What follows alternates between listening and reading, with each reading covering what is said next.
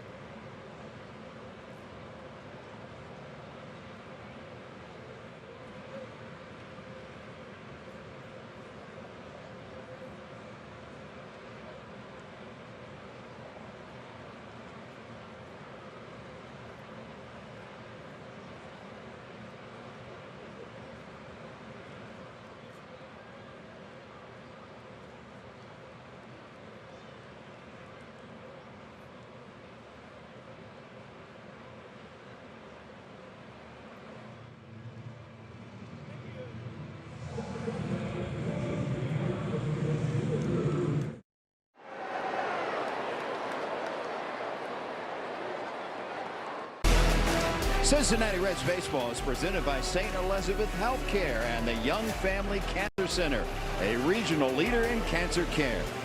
by your Cincinnati and Northern Kentucky Toyota dealers. For all Toyota offers, go to toyota.com. And by O'Connor, Achani, and Levy. Attorneys you know, attorneys you trust.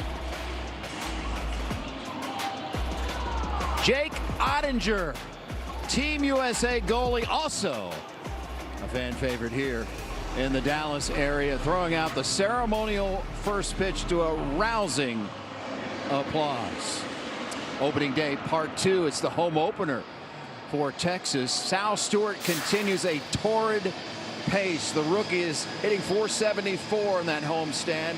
7 walks, .615 on base percentage, .947 slug, and OPS of .1563.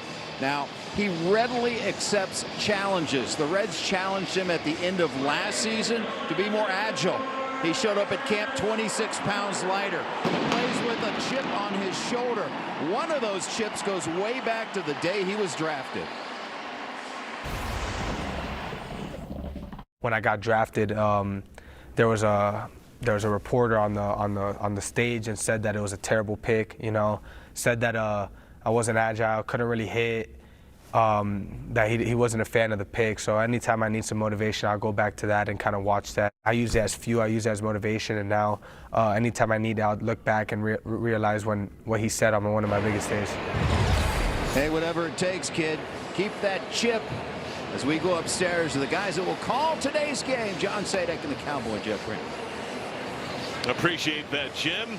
Proving himself on the regular. Just go back to the Jordan documentary. I took that personally.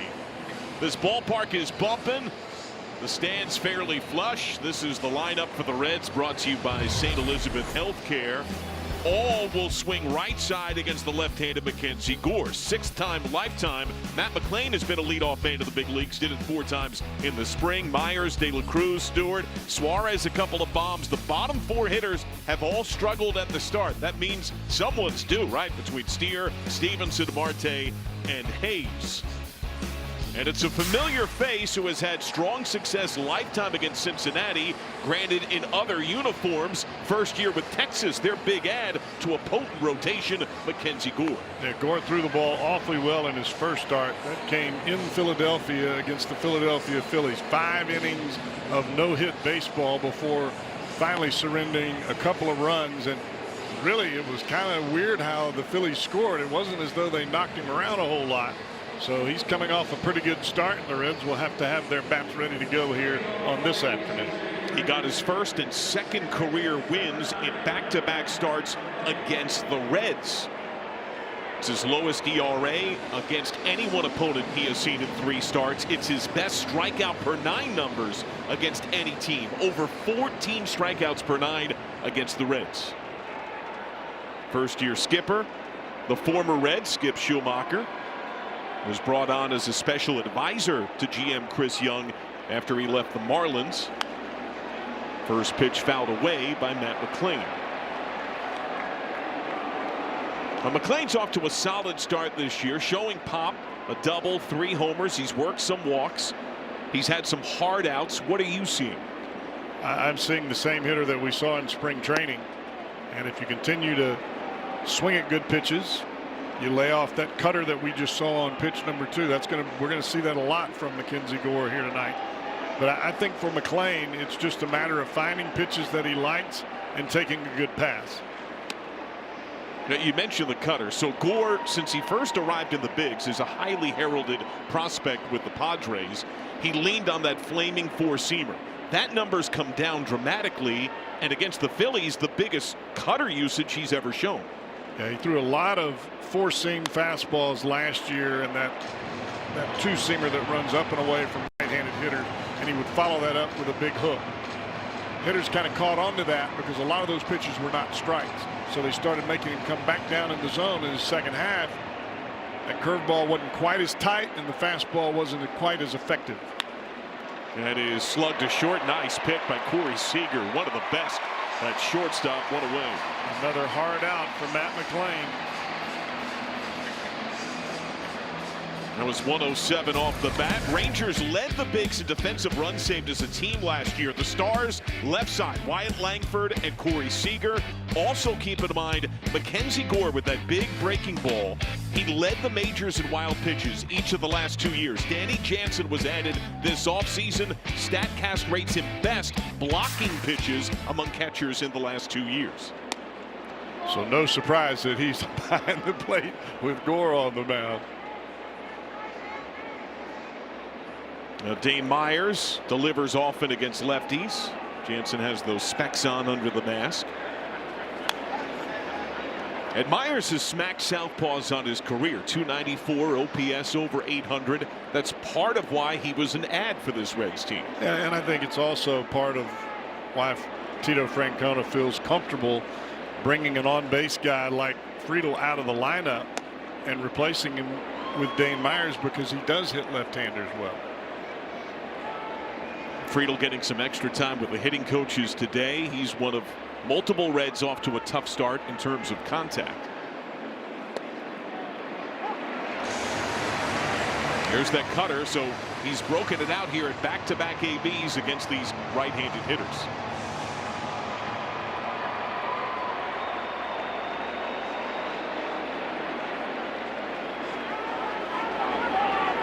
Two-two. Struck him out. Well, you see where Mackenzie Gore wants to go. Cutter in that you just mentioned, John. Where does he go next? Change up away. Trying to separate, start the ball in the middle, bring it towards the hitter. Very next pitch, take something off and run it away. Now Ellie De La Cruz has had a jagged start to his season. Does have a couple of homers, but it felt cowboy in the first series. A lot of pitching backwards, a lot of breaking balls early, had him behind. And then he saw a lot of fastballs and had trouble making contact against the Pirates. Yeah, I don't think that you can get in a habit of trying to guess with the pitcher. I think you've got to split the plate in half and you decide where you're going to swing. Long swing for Ellie. It's not short and quick. He's got some monstrous power. But a lot of times for a hitter that has monstrous power, the holes get a little bit bigger and you have to start a little bit earlier.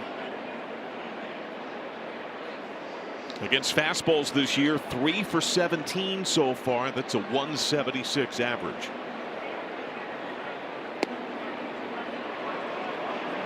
Now he's taken 2 heaters out of the zone.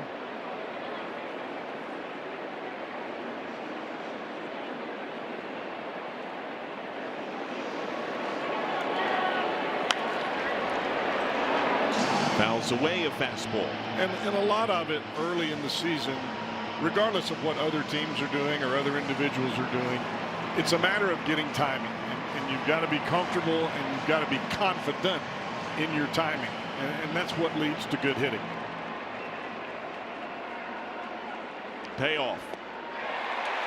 Struck out on the breaking ball. Consecutive Ks for Gore. Reds in order. They'll look to Brady Singer, who starred in his Reds debut.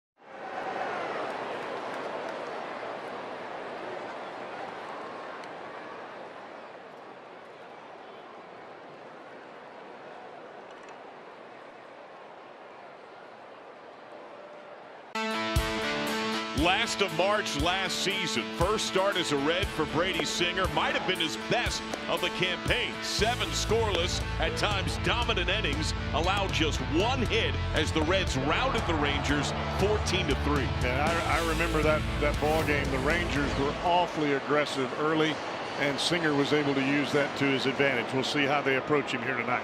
Reds lost the next 2 games, each by a 1-0 final, as the pitching got no support the next couple of days. Well, Texas off to a strong start offensively this year.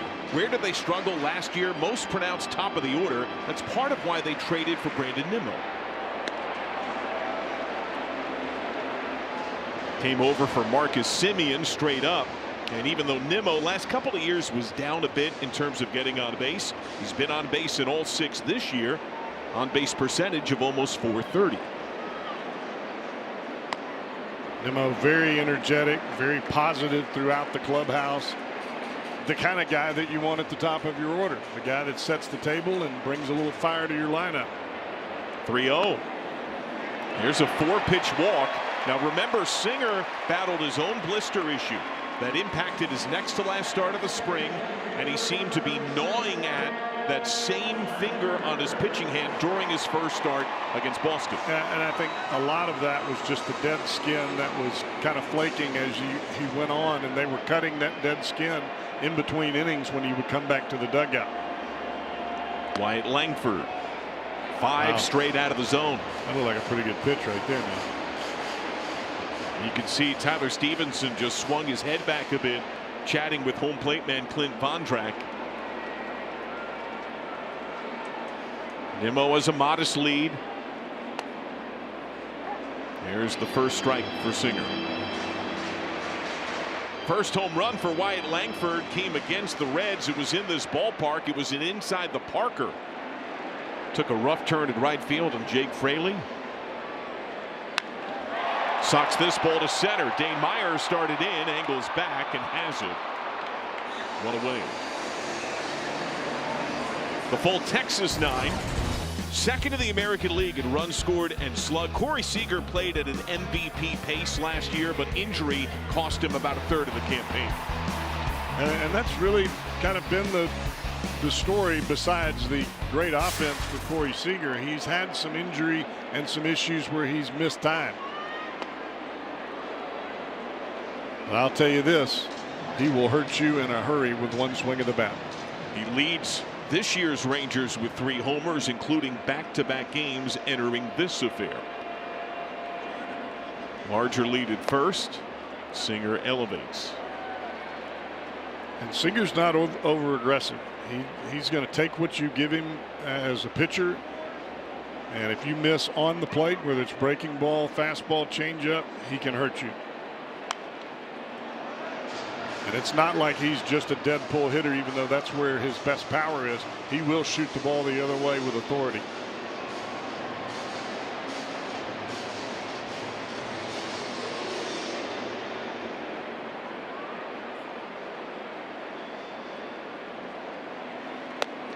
Swing and a miss. Singer strikes him out. First K today for Brady Singer. Chased a pitch up and out of the strike zone. Maybe a little over aggressive with the big crowd in the opening day here in Texas. Jake Berger co-leads the team with 6 ribbies to begin the year. He likes to swing. Has not drawn a walk yet. He has 11 strikeouts. That tells me he's up there to swing the bat. And wrist surgery in his offseason.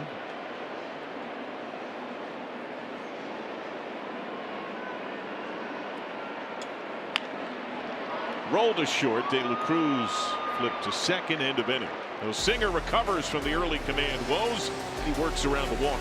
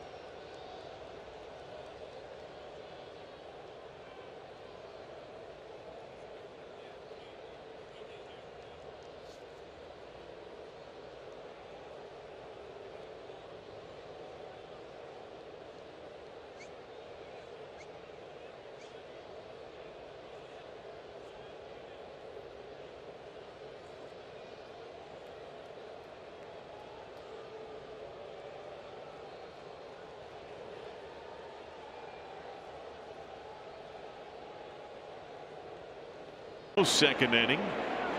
Sal Stewart on base 16 times in 6 games. He's on base of 615.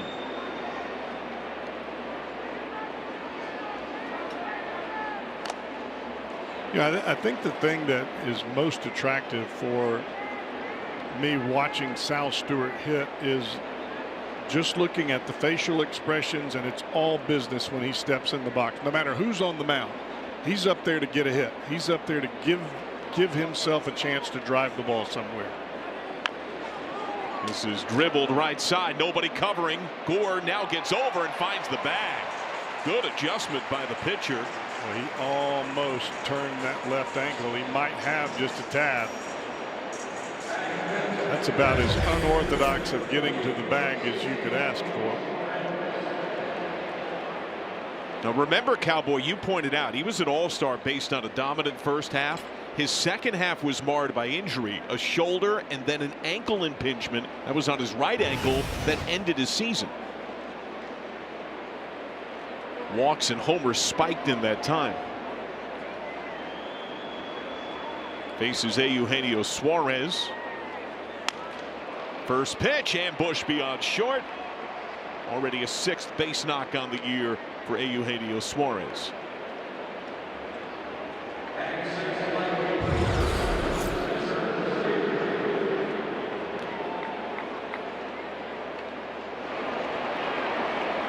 Now Jim Day, Suarez there turned on a first pitch fastball. The Reds coaching staff has been working with Gino to get him ready for heaters. Yeah, early on in the season, hitting coach told me that he was holding back his hip, or they're trying to get him to hold back the tension in his hip before going forward.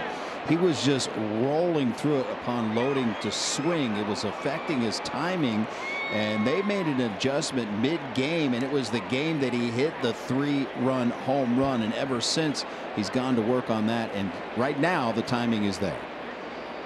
He's aboard for Spencer Steer, who socks this ball to deep left field. Wyatt Langford angles back, and that one is gone. Just the 2nd hit of the year for Steer, and it's a 2-run homer. Hello, Spencer.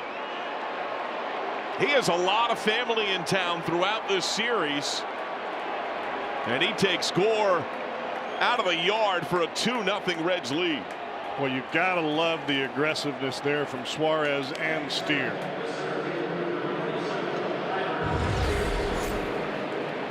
Steer 1 for 17 coming in, and he gets the cutter, and he absolutely destroys it.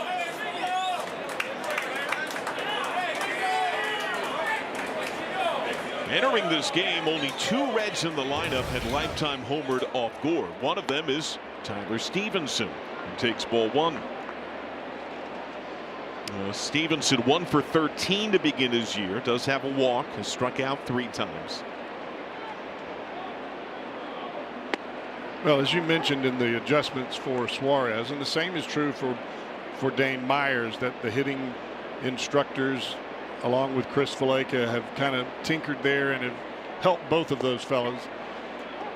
But the issue of hitting is very similar to pitching. You work on all those mental things and visual cues in the batting cage, but when you get in the batter's box, you see ball, hit ball, and you hope that all of that repetition falls into place. If you're thinking about it in the batter's box, you are toast.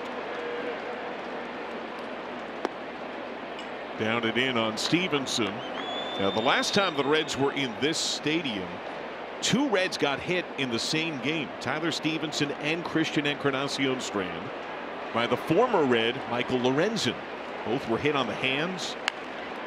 Stevenson lifts this to routine right. Nimmo. It later turned out to be a break for CES that was not discovered for a little bit of time after that impact. And it sidelined Stevenson for a touch, who showed me the mark that still rests on his wrist from that contact today.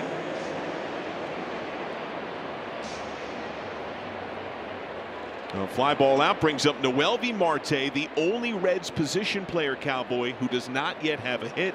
He is 0 for 8. And oddly enough, the overwhelming majority of his plate appearances in his limited time have come against lefties. And that's not been a strength thus far for the young Noelvi Marte. Rolled to third, backhanded by Josh Young. Oh, good hustle. A two-run shot by Steer. Drilled to left field, and he thunders the Reds ahead.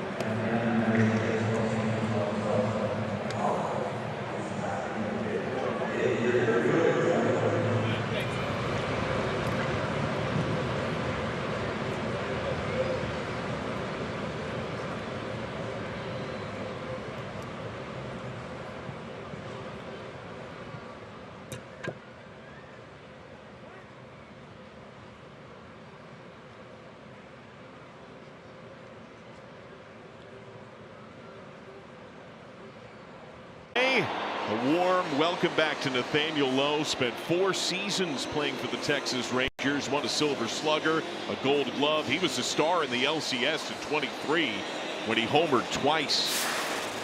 No matter how long you've played, John, no matter where you've been, when you come back to a place that you've done well and you can call home, and they give you that kind of ovation, that's pretty cool. And still lives in the area. He was one of decent number of Reds with Texas ties that came out here a little earlier, Jim.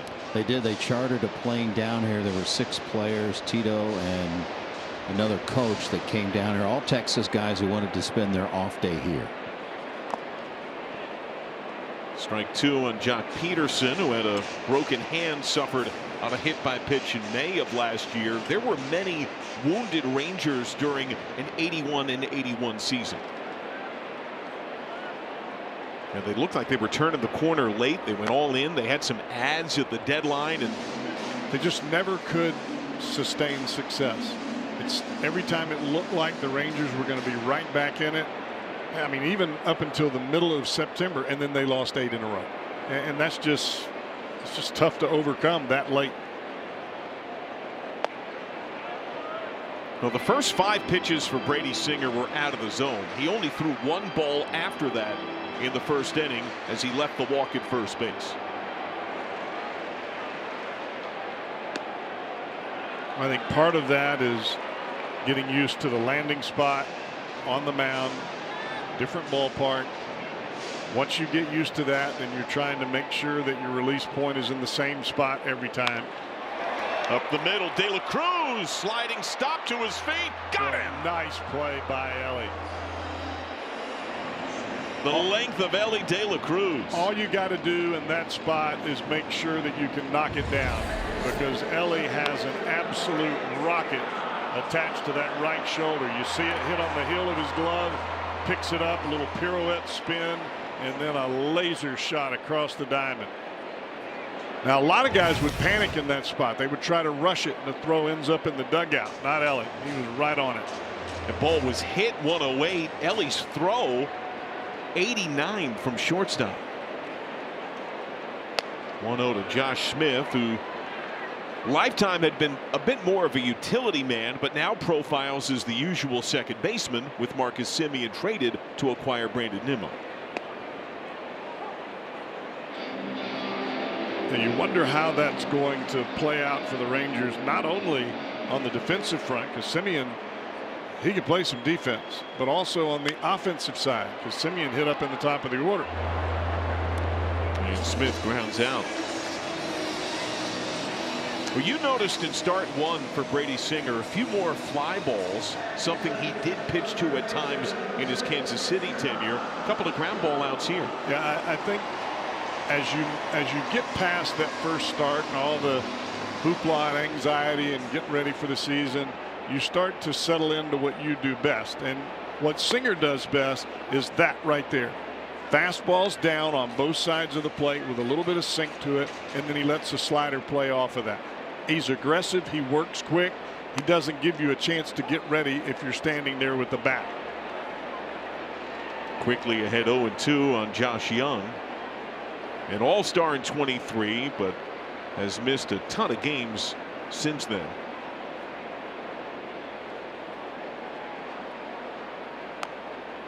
Glancing foul. It was interesting, the first two pitches of this at bat for Singer.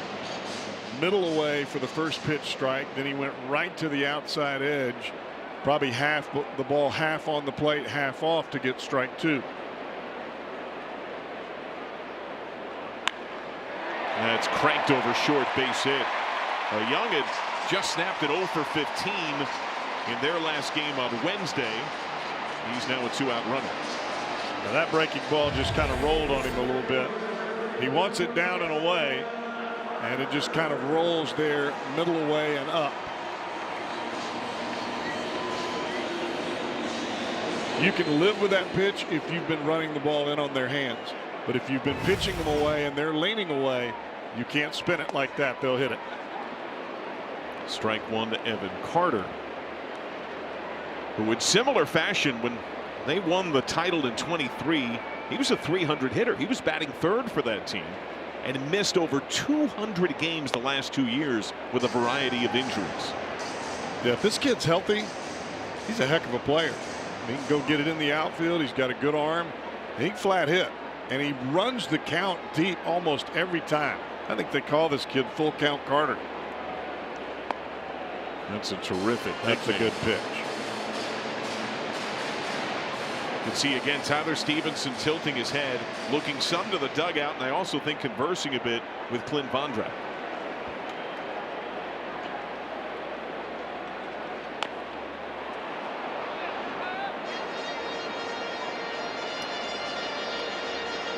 One of Singer's focuses this year, Cowboy, getting a little more horizontal action on that slider. How does he do that? Why does he do that? Well, I think the reason being is he's just trying to make that pitch have a little bit more deception as it comes to the plate.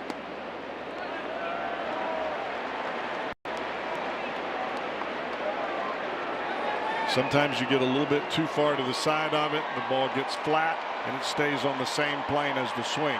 If you can make the ball go down a little bit by staying on top of it longer, even if it's short. That's line beyond Stewart. Young was off. He's through second. Ball scooped by Marte at right. Stop sign at third. Throw in is cut by McLean. A double to the corner by Carter. That looked like a fastball, but it stayed on the plate.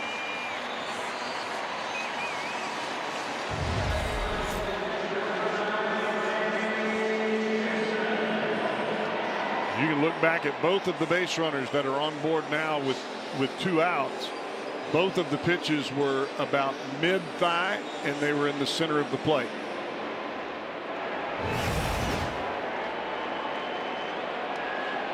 Two in scoring position for Danny Jansen. Signed a 2-year deal this offseason. First pitch, socked to left. Headlong dive. It's missed by Steer. It gets to the wall. That's 2 runs for a tie. Jansen in the second standing squares it at 2. And that was the right play and the right effort for Spencer Steer. You've got 2 outs. You're trying to make a do-or-die play with runners at second and third. The worst that can happen in that spot is the batter runner gets to second, but the best thing that can happen is if you come up with it. He was within inches of making a spectacular play. Well, this feels eerily familiar, Cowboy. In the rubber match against the Pirates, it was 2-out damage in the bookend innings as the Reds got routed by final score against the Pirates. Here's 3 straight hits with 2 down by Texas. Well, I also think too, John, that when you have a challenge and you throw a pitch that you believe is right on the plate, you can see Singer kind of cock his head a little bit, as did Stevenson. You throw a pitch that's on the edge and you don't get the call, so you think, okay, we didn't challenge it, so maybe that's outside. I've got to come back to the plate. Well, what he's done is he's come back to the center, and the center is where the barrel of the bat is. Top of the order, Nimmo walked on 4 his first time. Has still not yet seen a called strike.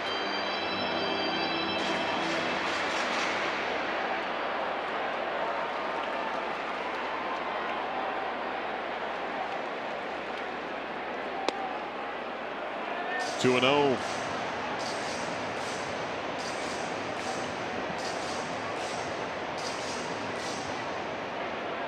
This will be the 25th pitch of the inning for Singer.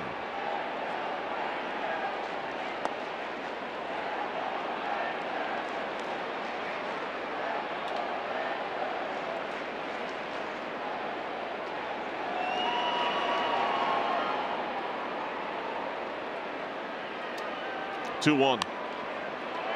Fouled away.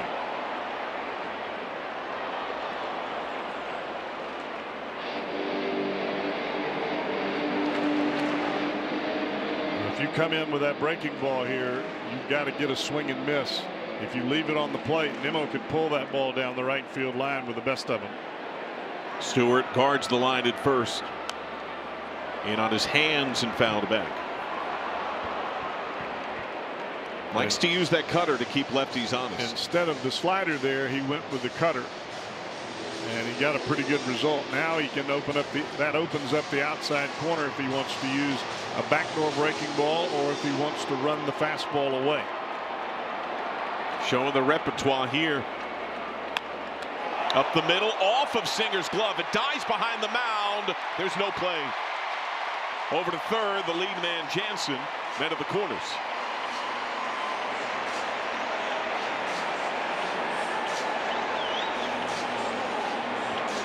All of the balls that have been hit in this inning have been right in the heart of the plate, right mid-thigh.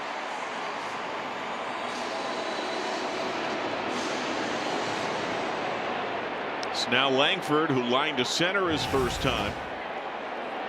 4 straight 2-out hits. You see that pitch, that's normally where Singer lives. Bottom of the strike zone, preferably down and away, but occasionally sinking the ball in.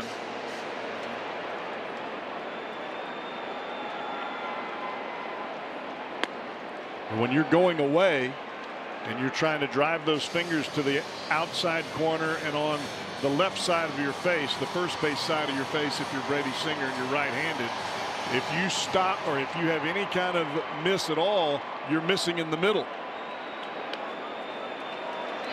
2-1.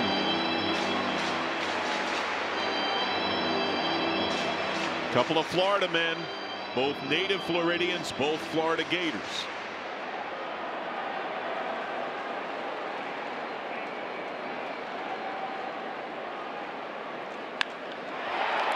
Line to center again, right at Myers. Texas comes back and ties it up.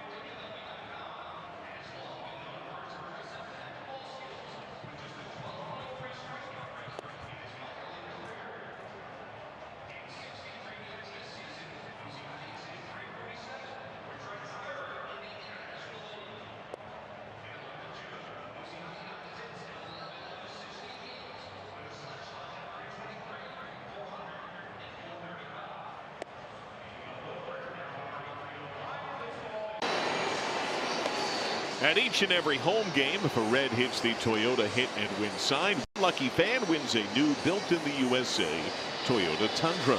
Register for the Tundra Home Run Challenge at any Cincinnati, Northern Kentucky Toyota dealer.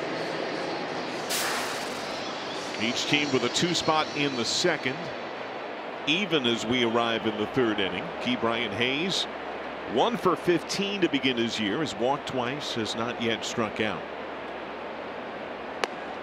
Up and away from Mackenzie Gore. Now the flip side to the suffering that Singer had with all those 2-out hits, Gore sat for a good amount of time.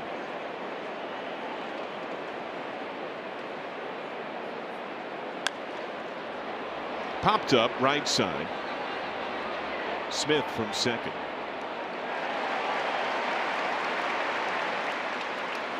Well, first time through, a couple of Reds have reached against Gore. The Steer homer plating the runs. Matt McLain grounded out sharply to shortstop his first time.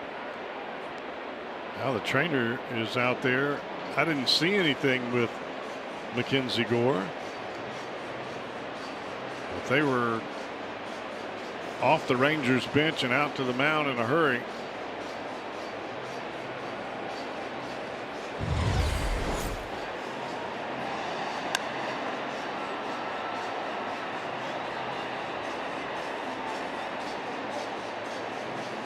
Does stride look any different?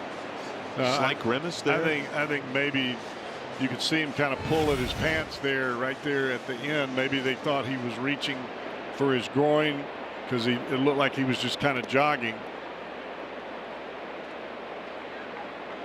Now they've already had their own challenges pitching wise. Jacob deGrom was scratched before his original scheduled start. That resulted in some shuffle. That hung a bit, stung to left. Changeup that McLain saw the whole way. Well, that pitch stayed on the plate. It definitely had McLain out in front, but it shows you how well Matt's seeing the ball to be fooled by a pitch and still be able to clock it to left field. That's just holding your hands back and using your hands. You see that swing, it wasn't a full finish. It just kind of stopped up there by the left shoulder, but he just took that top hand and just guides it into left field. And it has a noticeably larger lead off first. First pitch strike to Dane Myers, who has struck out.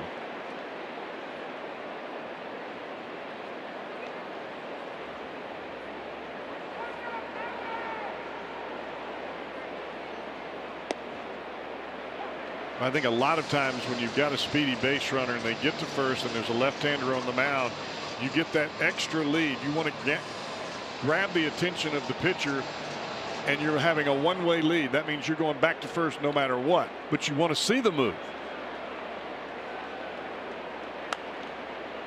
Inside out and foul. Mackenzie Gore is not showing him anything at the moment. Matter of fact, I don't even think he's looking over there at him. And a lot of times when you don't show the move, it still puts a question mark in the back of the base runner. Right side of the infield defensively wide open. That ball squirts some on Jansen. The Reds have been caught twice in their 3 stolen base attempts. It's McLain and De La Cruz who have been caught. McLain began last year 15 for his first 15 successes trying to steal. But the second baseman Smith is up the middle. The curveball's down to Myers. You notice with Mike Napoli, every time he goes to the ear of the base runner at first, he's going to the right field side. You don't want the first baseman to hear anything that you're saying, and that first baseman Berger is right on top of the bag, so you're going to that right field side and talking into the ear hole. After the first show of a move, Napoli immediately alongside McLain. Napoli known for getting really good reads on pitchers. He's way out there right now. Yeah, when we saw Myers and we were talking about the adjustments that Valaika and his staff have made to Suarez, they've also done the same with Myers. the gather of the hands. You can see Myers as he starts to load, those hands continue to move back. Well, what they did is they opened up that front foot where you can see the ball better, and he's hit better ever since. Look at third strikeout for Gore. Not there.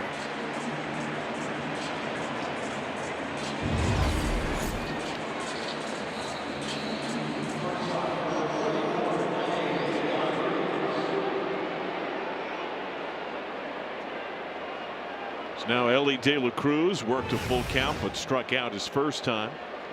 Went down swinging at a curveball, so a good number of those in that AB. I think that one of the tougher things to do when you are battling for a position and you're with a new team, you're coming off the bench, you get a start like Myers is getting today, and you're thinking to yourself, all right, I want to show them why I need to play. You put too much pressure on yourself, and the toughest thing about playing this game is trying to make every day just like yesterday. Just take it nice and easy and don't try to do too much, and then just allow your talent to take over, and sometimes our head gets in the way. Way wide.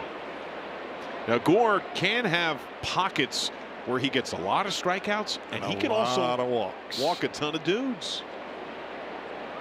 He gets a lot of swing and miss. It's up to the hitters to realize when he hits those pockets. Swinging 3-0, Young to second.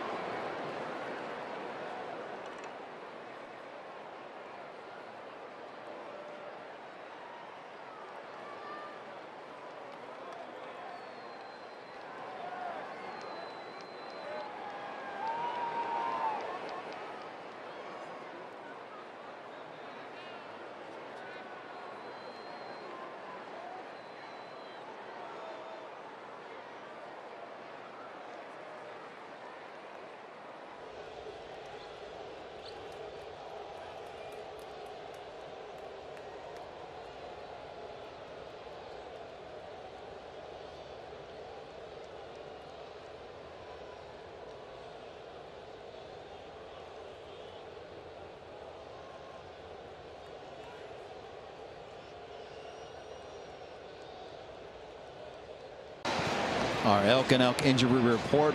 Once again, it's a blister problem for Nick Lodolo. Last night, rehab start in Daytona. Left the game in the third inning. It's the same index finger on his left hand. It's the same area on the pad of his hand. It's the same pitch giving him troubles, that being the slider. Lodolo did make it here to Texas. They met with him before the game, trying to figure out options. Really, the options are you try to pitch through it or you shut him down. That is still up in the air.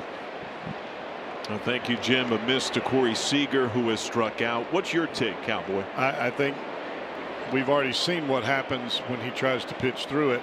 Puts too much pressure on the middle finger, and that's when he had the ligament issue. I think somehow you've got to figure out a way to get where you can pitch without that becoming a major problem. If you can pitch with it and still use it and still be able to feel the ball, but yet get past the pain of it. But that's a whole lot easier said than done. I mean, I've even heard people talk about, hey, just put it on the eye of the stove, just burn it and get it over with, or put a lighter on it, get it over with. You know, that's a big ask. I mean, how many of us want to go put our hand on the stove? I don't. Swing and a miss. Here's Lodolo with the media today. Frustrating, for sure. You know, through in the third inning, I thought I was in the clear, and yeah, 40th pitch, it came back up. So yeah, I think we're gonna still talk in there and stuff and get a plan together on what to do going forward. It was 8 up, 8 down. He was 1-2 on the 9-hole hitter. Yeah, I think that you just have to continue to stick with the remedies that you're using, and you try to add to them incrementally. I mean, there are a lot of different things out there that will dry out that finger, but ultimately it comes down to, if everything that we're doing is not working, then maybe there's a different grip. I asked him that specific question. Are you ready to perhaps change the grip on the slider? Another strikeout for Brady Singer, and he said, hey, I'm open to anything, but it's also his best pitch, and it's the only way that he's thrown it, and he throws it without that finger on the seams. It's an unusual grip. Yeah, Jim, you and I were talking about this earlier, and I've talked to it with Nick as well. He's not on the seam, he's on the leather, so it would be worse if he was on the seam, or maybe it would be better, maybe it would just straight callus. Peterson to right, Noel V. Marte. Strong inning against the heart of the order for Brady Singer. Nick Lodolo, one of the Reds' best when healthy.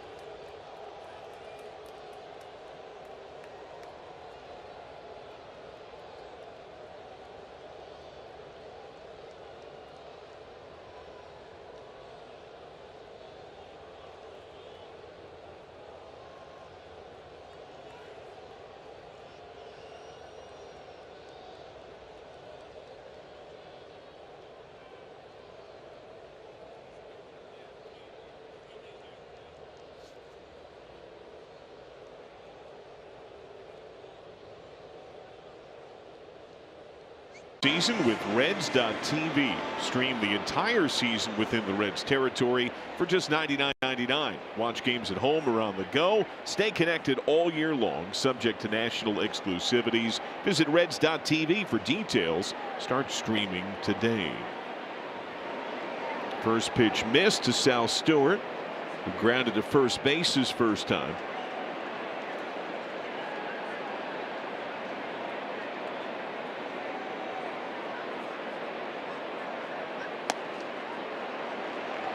One and one.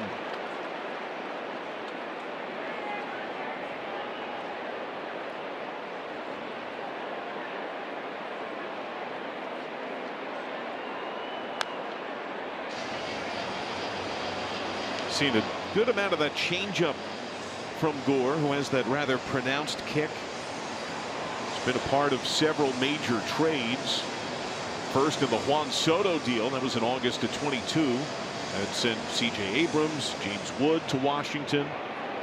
And then this past January for 5 of the Rangers' top 30 prospects. That's the price right now for an all-star pitcher.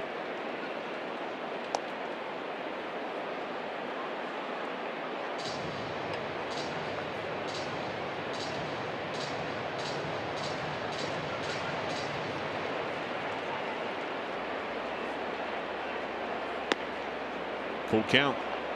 Because in part of his walk issues historically, the item that Skip Schumacher has stressed for his young lefty, getting ahead. Strike one, baby. And your name doesn't have to be Mackenzie Gore for that to apply. He started this inning and plate appearance with a ball to Sal Stewart. These at bats are good. Sal Stewart, it's not that easy, especially for a young hitter.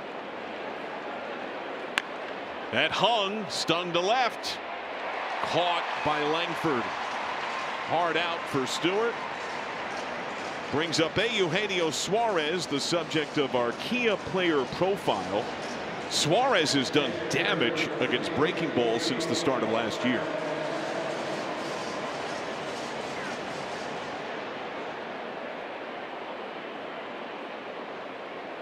That's kind of some come the good and the bad with that pitch to Suarez. If it's a breaking ball and it stays on the plate, in, out, up or down, he's gonna catch a barrel to it. Turned on a fastball for a single his first time. But you also are chasing that breaking ball that may start middle away and you think it's going to stay there, and then it eases off the outside corner. OPS in the 560s against breaking balls since the start of last year. It's top 5 of the majors. And after he turned on that heater in his first AB, he has seen curveball and changeup this AB. There's another curveball. The thing about Suarez, if you just throw a get me over breaking ball on the first pitch, he's going to hit it out of the ballpark. He's not going to let you just roll a pitch up there. You're going to have to make pitches to get him out. And so far, Cowboy, the Reds seem to have seen Gore's curveball pretty well. They've not been swinging at it. He has not consistently landed it for a strike.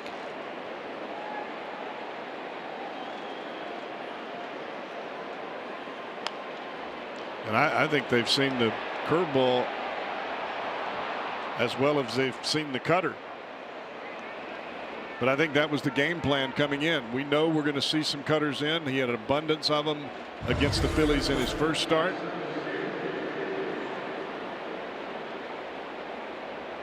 This ball's not smoked, but it's because Suarez is looking middle away, trying to guard out there, and then just still try to protect on the inside. Well, he protects, and ends up with a base hit.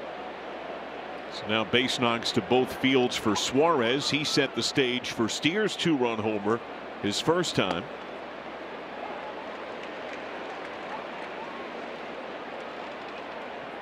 And Steer had been off to a sluggish start. He entered 1 for 17 with 7 strikeouts. Could that home run be the spark? And Spencer is another hitter that you leave a breaking ball, cutter, roll a curve ball up there. That ball he hits, and that's the ball he hits out.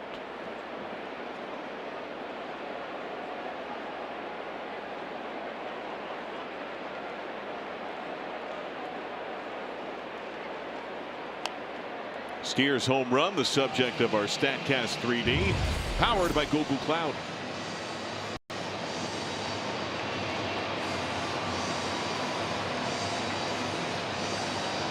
Few rows deep there at left. I just like the aggressiveness of the first pitch.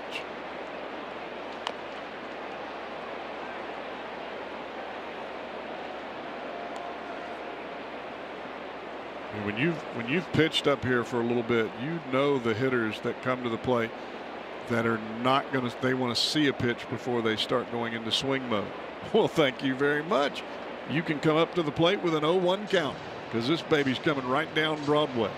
But if you show me every once in a while I might just ambush that first pitch, then it's a different story.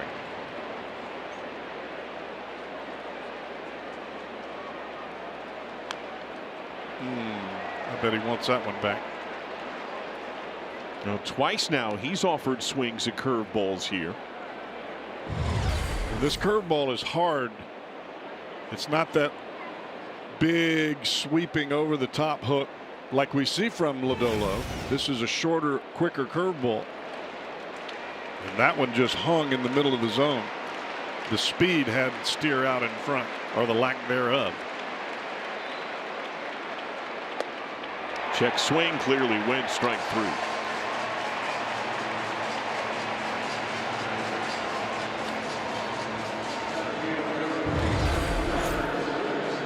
Just being able to throw that previous breaking ball, even though it wasn't a great breaking ball, it had steer out in front. So Spencer's saying to himself, all right, I've got to stay back just a split second longer, and that's why you get a check swing on the high fastball.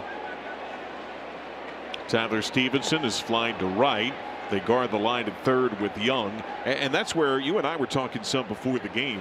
You see the potential for some throwback pitching with how ABS might alter hitters' ideas of the top of the zone. Well, I think you're getting more consistent strikes at the bottom of the zone. You're not getting that upper inside and outside corner where we saw in years past that made that cutter so popular to a right-hander, a right-handed pitcher to a right-handed batter, cutting that ball up underneath his hands. We're not going to see that anymore because it's a ball. ABS has taken the strike zone, the upper part of the strike zone, down. But you think there's still value in that four-seam up for swing and miss? After you get ahead, yes.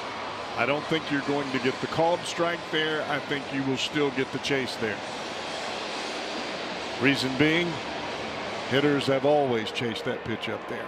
Something Derek Johnson has said he would like to see Singer incorporate some. Stevenson lays off that heater.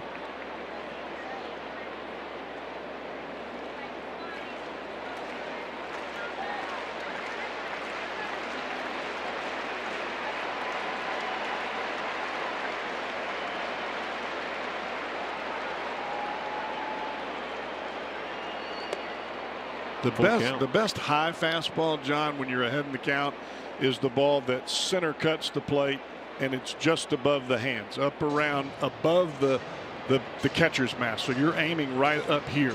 And I think the problem with that is guys start to try to locate them. Well, that ball's offline, and a hitter sees that immediately. It's offline. It's not a strike. You want it to look like it's right down Broadway. Swing and a miss for Stevenson. Tied at 2, middle 4.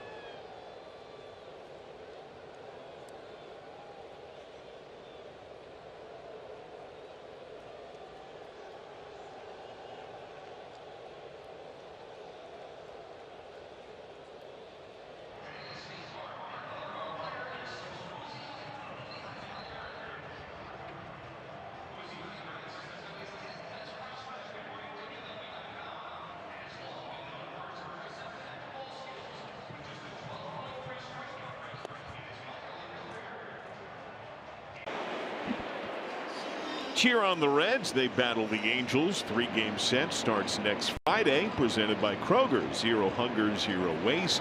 Visit reds.com/tickets. A few former Reds on that Angels team. Brent Suter pitching out of their bullpen. Jamer Candelario in the big leagues with the Angels. Brady Singer These Reds tied at 2 with Texas. A 1-2-3 third inning, the best inning of the game for Singer. A couple of Ks against Seager and Berger. Josh Smith has a soft ground ball out to second. And I thought Singer's slider looked as sharp in that third inning as we've seen today.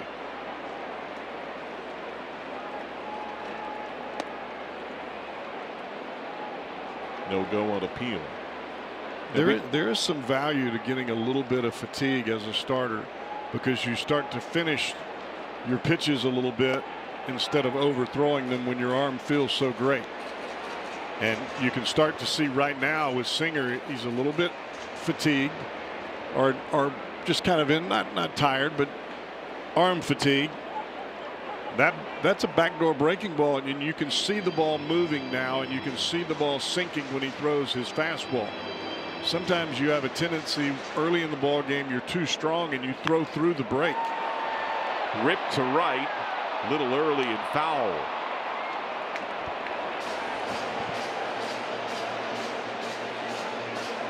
Now, we talked some during break. You see potential for Singer to use that four-seamer with a little bit of finish up. Yeah, and I think it just comes with confidence over a period of time. Slap to left, one away. And Singer is not your traditional sinker ball pitcher. It's not like he's throwing the ball and it's going down. It's more of a running two-seamer. So he'll start it away from a righty, run it back to the outside corner. He'll run it up under the hands of a left-handed hitter. But he's got a little bit lower elbow when he lets the ball go. So if he can get used to running that ball right above the catcher's mask, it'll benefit him. Knocked down by Ke'Bryan Hayes, stays with it to retire young. Because anytime that you can change the hitter's eye level on a pitch that looks like a strike, they have to value that, and then they have to look for it. So the slider down and the sinker down becomes more of a surprise than a regularity. Got a lot of strikeouts with that sinker last year. Carter has doubled. Has come around to score. Take strike one. That pitch there, I absolutely love it, and I talk about this all the time. Backdoor slider to a left-handed hitter from a right-handed pitcher is a guaranteed taken strike every time you get out there. It's a free strike because it starts off the plate. The left-handed hitter sees it as a ball, and he gives up on it, and then it just cuts back to the outside corner. You're ahead 0-1.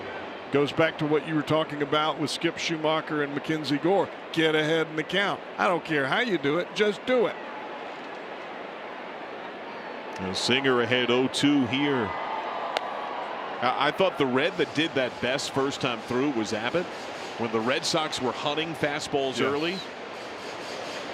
And it doesn't have to be some kind of special super spin pitch. Matter of fact, it's better if it's not, because you're starting it off the plate and you just want it to roll back just to the outside corner. You don't want it to be something that would break too hard and maybe sweep back to the middle of the plate, because then you're in trouble. And there's the sinker to freeze Carter. 1, 2, 3, 7 in a row set down by Singer.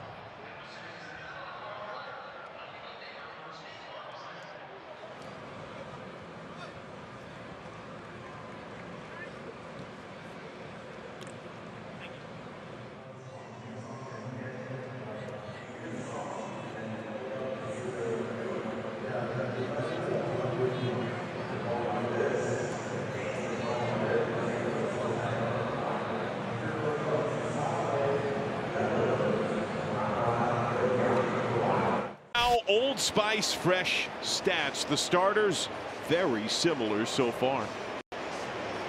Down in this neck of the woods, John, they would say that's pretty even. P-U-R-T-Y. We did get a chance to indulge in some barbecue as a crew yesterday. Oh, Terry Black's pretty solid, huh? Oh my gosh, that brisket was amazing. Brisket coma. Sweet corn was its own dessert. The banana pudding, electric.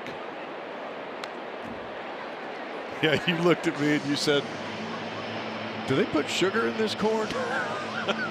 In the South, John, we put sugar in everything. It was sweet as heck. It was good too. Noel V. Marte is grounded out to third so far today. Still searching for his first hit this season. Swing and a miss. Well, the strikeouts are piling up for Gore. That's 3 in a row. He has struck out 6 in total.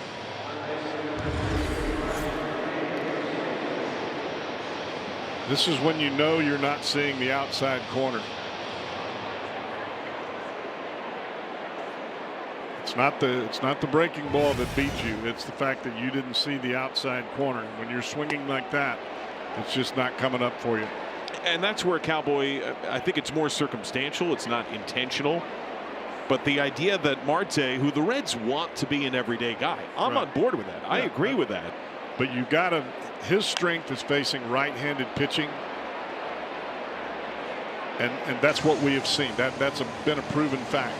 And right now, he's not facing a whole lot of right-handed pitching. He's facing left-handers the majority of at bats that he has so far.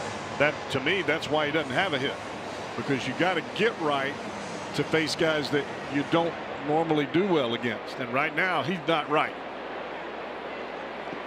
Swing and a miss. Key Brian Hayes, 4 straight strikeouts for Gore. Hayes is now 0 for 2.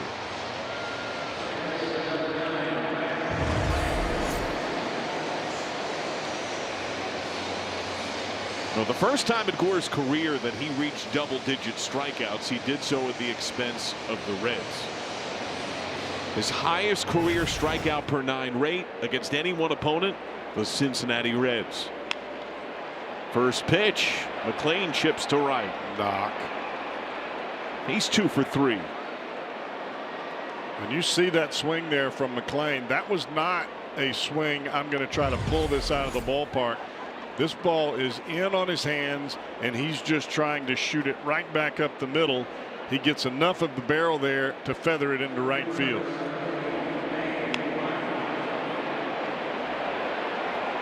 Good swings will buy you fun hits like that. We've also seen a greater aggression from Reds hitters early in the count. Yes. The 2 of the 5 hits today have been first pitch. Dane Myers called his timeout before standing in. He swings first pitch, and that's handled. Nice play by Evan Carter.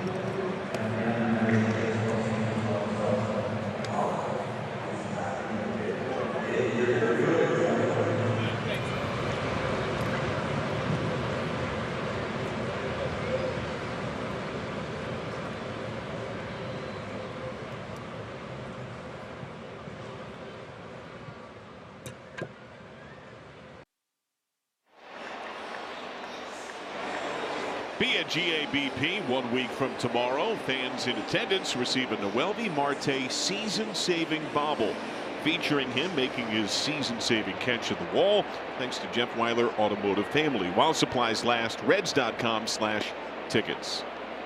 Down and away, Brady Singer missed to Danny Jansen, who drove in 2. First pitch double, his first time up.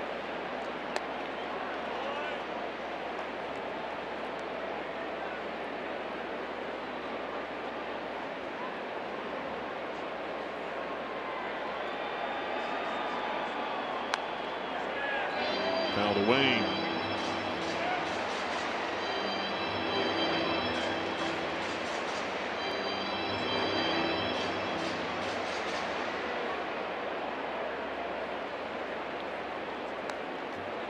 Jansen came up with the Blue Jays. He split last year between the Rays and Brewers. Reds saw him some down the stretch. Now 31 years old.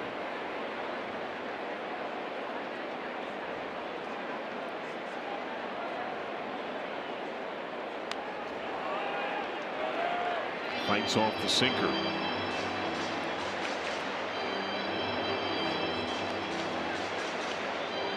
There is a seriousness about Brady Singer and his competitive nature. I love it.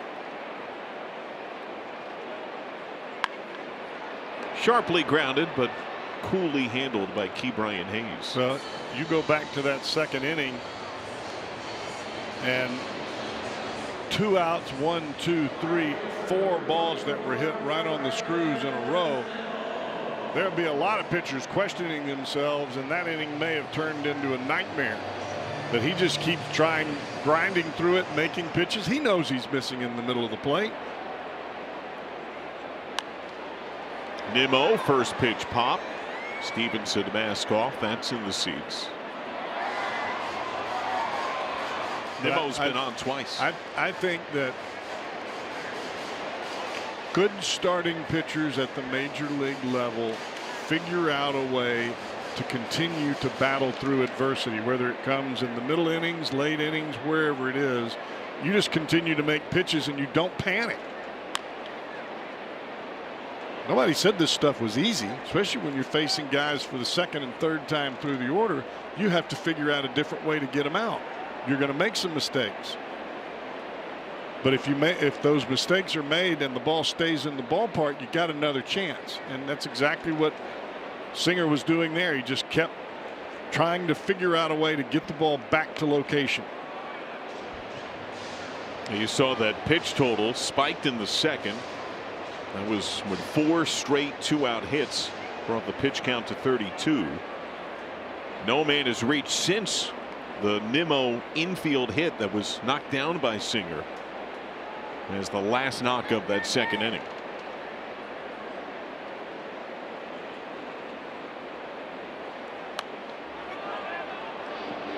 Now, start of the at bat, Ke'Bryan Hayes was shallow, trying to take away a bunt from Nimmo. With 2 strikes, he is backed up. He's playing essentially shortstop right now.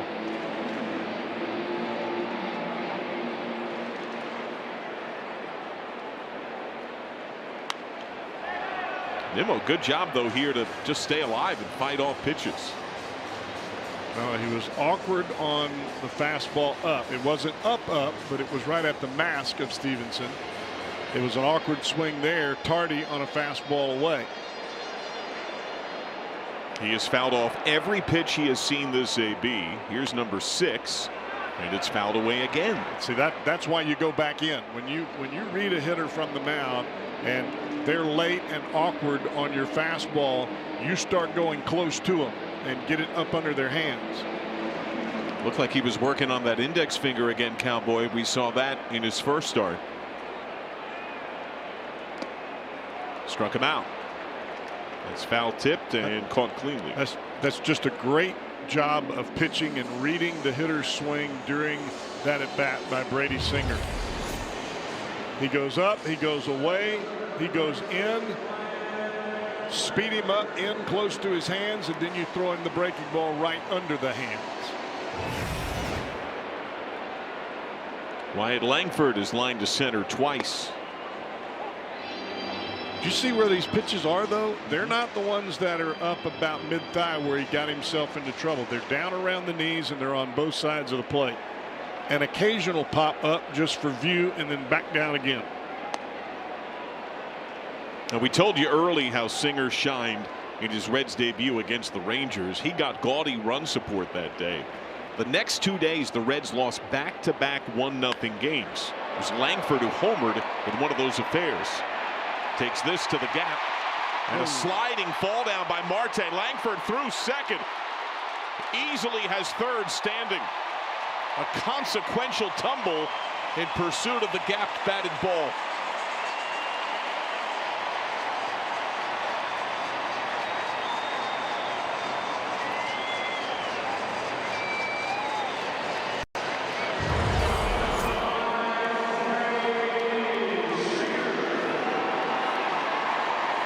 Langford's second triple of the season, and it shouldn't have been. If he keeps his footing there as quick as Langford is, he's not going to go to third on Marte's arm.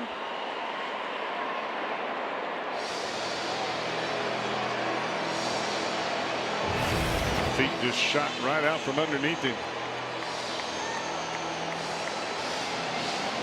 Might be picking that gravel out of his hand for a few days. And now, Cowboy, it's man at third, and the most dangerous hitter in the Rangers order due up.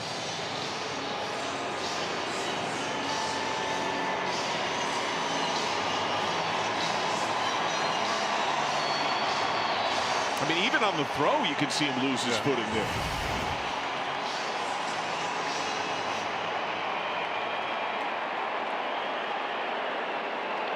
So that ends the run at 9 straight retired. Down and in to Seager, who has struck out twice. Well, if you're Brady Singer here, you decide right now, am I going after Seager for a third out, or am I going after Jake Berger, who is a right-handed hitter waiting on deck? Because you have 2 outs, and the guy at the plate is definitely the best hitter in this lineup. I don't care if he's 0 for 2 with 2 strikeouts or not. He's the most dangerous. So you think pitch around and pitch carefully to him? I just think that you make pitches. If he swings, great, and if not, you do something else.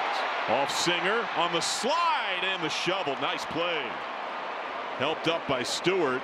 What a recovery by Singer. Nice job. If you pick that ball up, you run right across the line, and then you've got yourself in a major trouble. As soon as that ball's released, you are a defender, and Singer makes the play.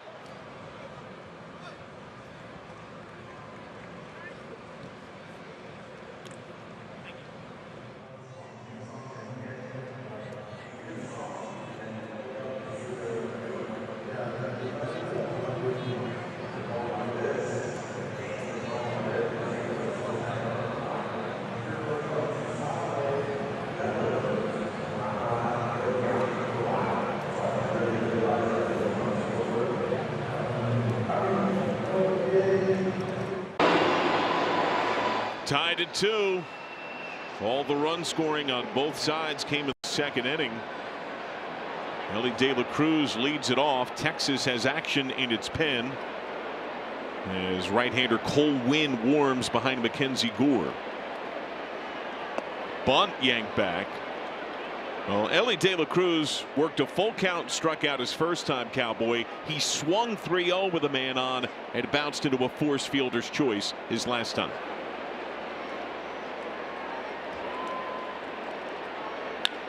And he smokes this ball to left field.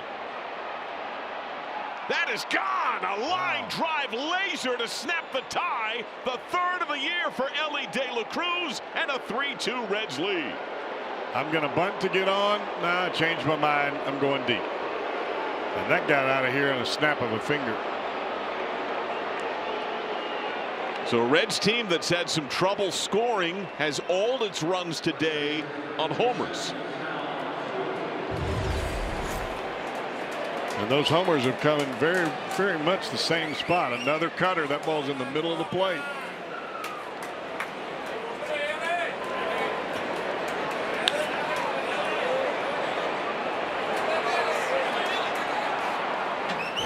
Sal Stewart. And Stewart is grounded out to first. He is lined to left.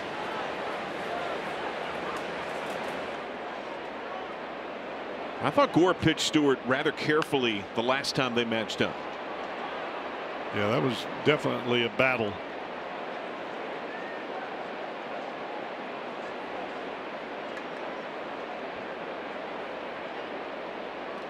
Stewart's at bats are fun. Even when he makes an out or strikes out, his at bats are fun. You don't normally see him do what he just did, swing at a pitch out of the strike zone. I mean, he's up there to fight for it and not intimidated whatsoever, and that is awesome for a kid his age.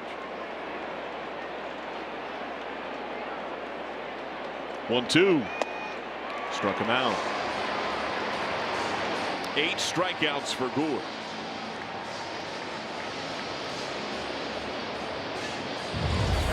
This is where your aggressiveness works against you. Both of those pitches, the last 2 fastballs, one up and away, one up and in. With today's ABS, those are balls all day, every day. But your aggressiveness and the willingness to go after the pitch kind of works against you. Eugenio Suarez, a base hit to each field. A line single his first time, a soft single opposite way his last time.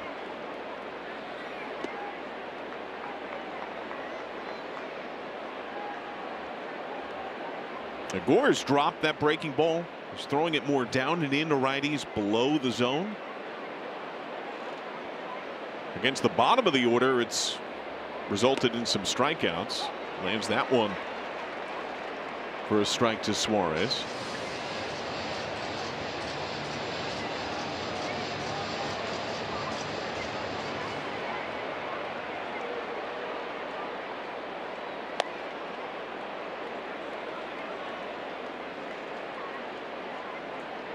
Gore at 85 pitches. Action continues in the Rangers pen. The Reds now have a lefty up.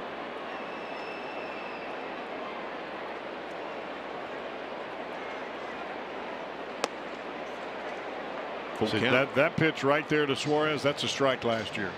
Every game.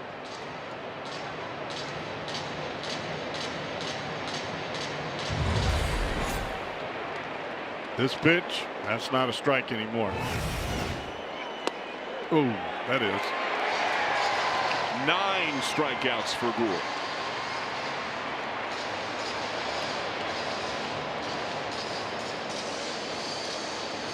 Fastball up. You may not get the strikeout on this pitch, but it changes the eye level. You can see the head snap back of Suarez and kind of loses sight of that pitch at the bottom of the zone. Cut the plate in half. Top to third, Young. It began with a bang. Ellie De La Cruz, little trickeration, show the bunt, swing away. 3-2 Reds.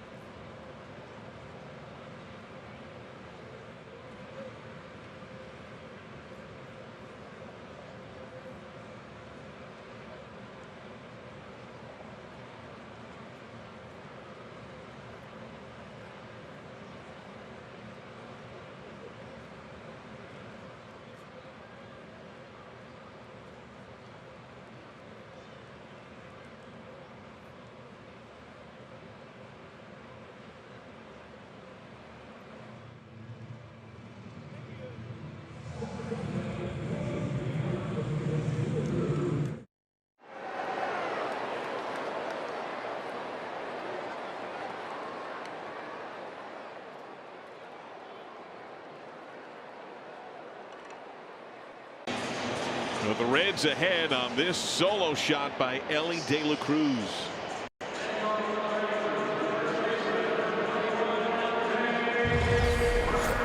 Not an overswing by any stretch of the imagination. Just got the barrel to the ball, and it got out of here like he was swinging as hard as he could.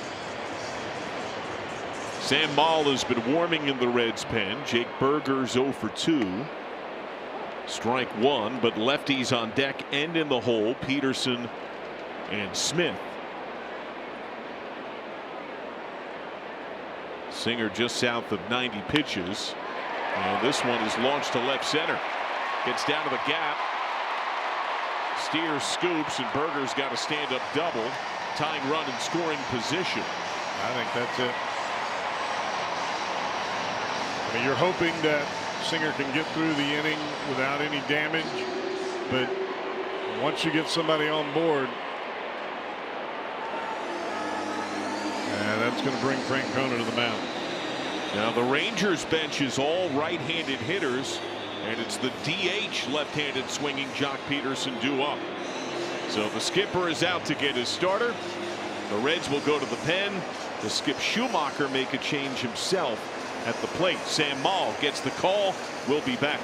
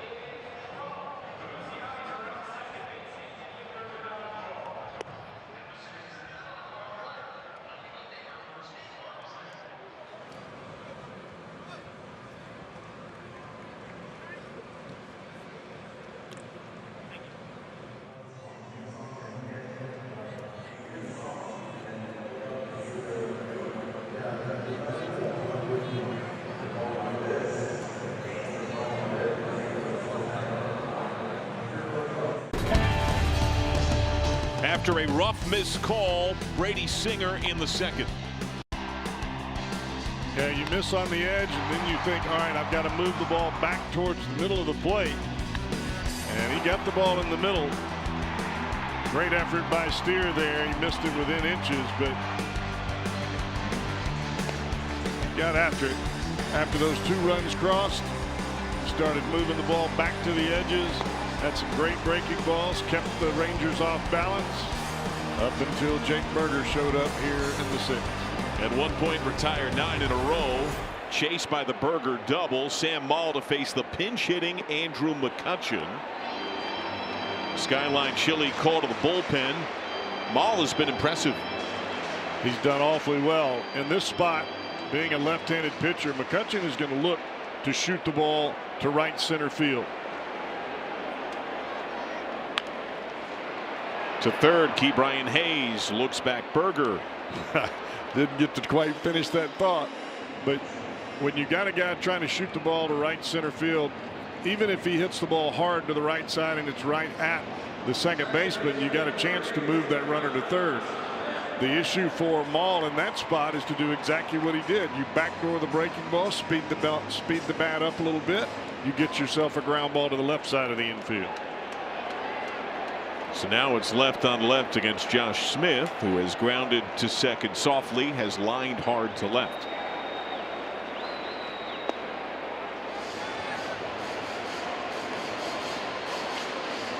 Reds have Pierce Johnson, curveball right-hander, warming behind Maul.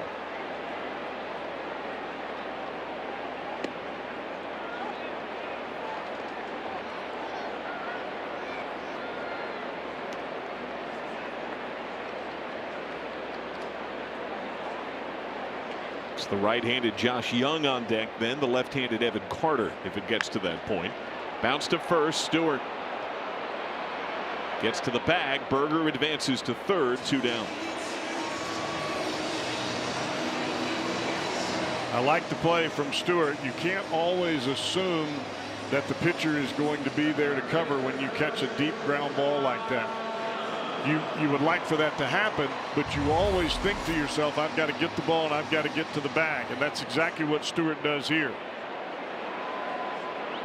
Because if you're trying to unload that in that situation, I don't know that Maul is going to beat him to the bag. Josh Young has singled and scored on one pitch. He grounded out to third his last time. First time these two have ever matched up in the big leagues.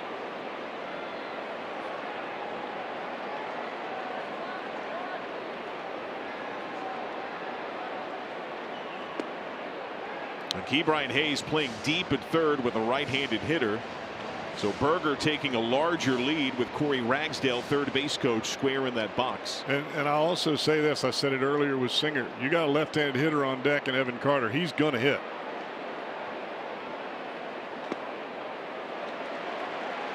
And if you're Sam Maul in this spot, you got 2 outs with a runner at third, you get 2 guys to get 1 out. And that's how you have to think. And people think, all right, you're crazy, you're going to put the go-ahead run on the base. Look, you have to believe I'm going to get the guy out. That's how you have to play this game.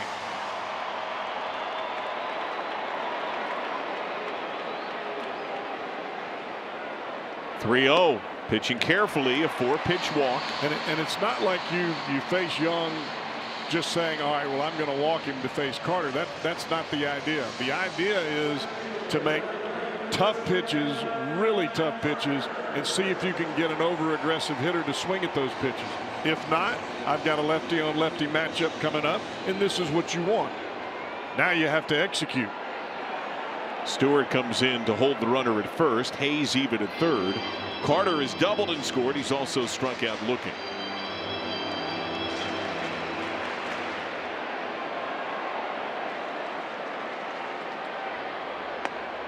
Nice pitch. Bit of a bailout hiccup there from the left-handed Carter.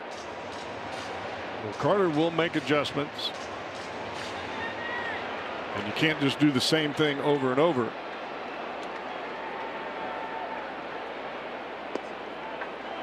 Or maybe you can.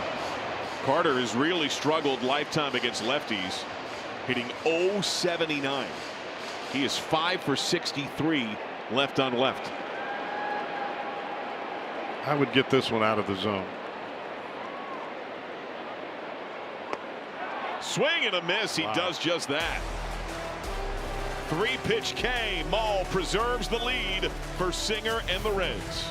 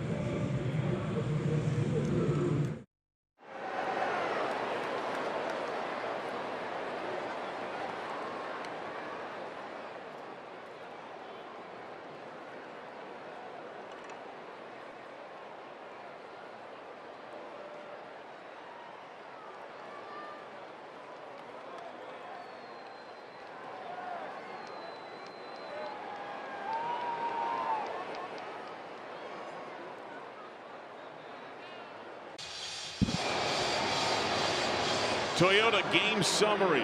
Brady Singer 5+, a couple of earnings, has outdueled Mackenzie Gore. Homers have carried the Reds offense. The go-ahead shot from Ellie De La Cruz. Spencer Steer, a 2-run job. Reds are now into the Rangers' pen. It is Cole Winn. And the Reds showing their bench. Tyler Stevenson leads off, but Will Benson is on deck to pinch hit for Noelvi Marte.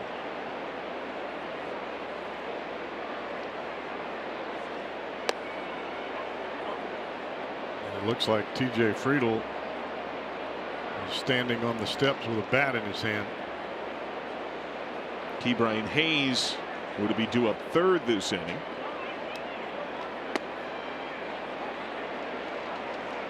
Stevenson 0 for 2. His fly to right is struck out swinging. Saw a lot of four seams up his last AB against Gore.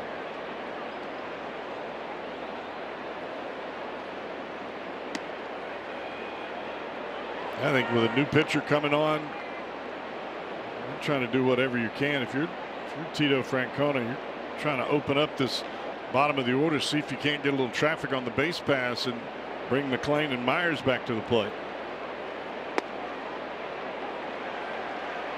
Wynn first got a taste of the big leagues in 24, did not do well. Last year he finished a lot of games, not a closer, but pitched to a 1.5 ERA. Did have issue with walks though. Full count.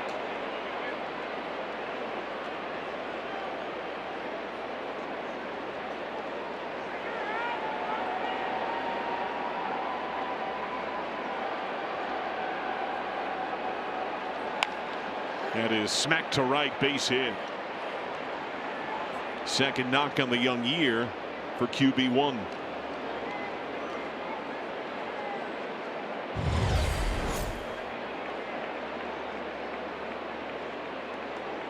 Fastball up and out over the plate.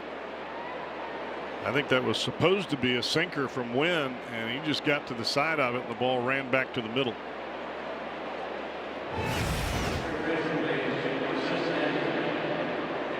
The catcher Danny Jansen out to talk strategy with Benson standing in as a pinch hitter. Benson this year 2 for 11 so far, has a walk and 4 strikeouts.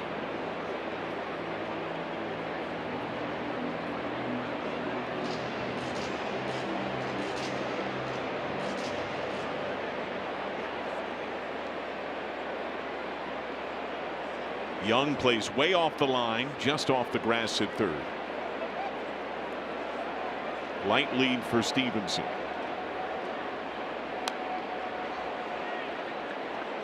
The Reds during last half inning had Pierce Johnson warming behind Maul. That felt like it was as much a show to make sure they didn't pinch hit for Carter. But now it's Graham Ashcraft who has shown an ability to go multiple innings and match up right and left.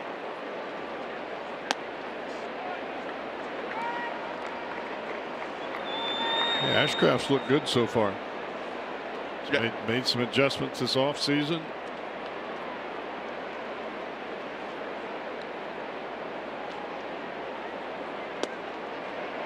Hey, Cowboy, you go back to spring training and 2 Reds pitchers that shined in different regards. Ashcraft did not have a great spring for stretches, has looked awesome this year. Brandon Williamson looked great, had a rough first start. Swing and a miss. And Sam Maul, who was probably on that tough edge going into spring training after last year, had a great spring, made the team, and has carried that into the regular season. He has been excellent.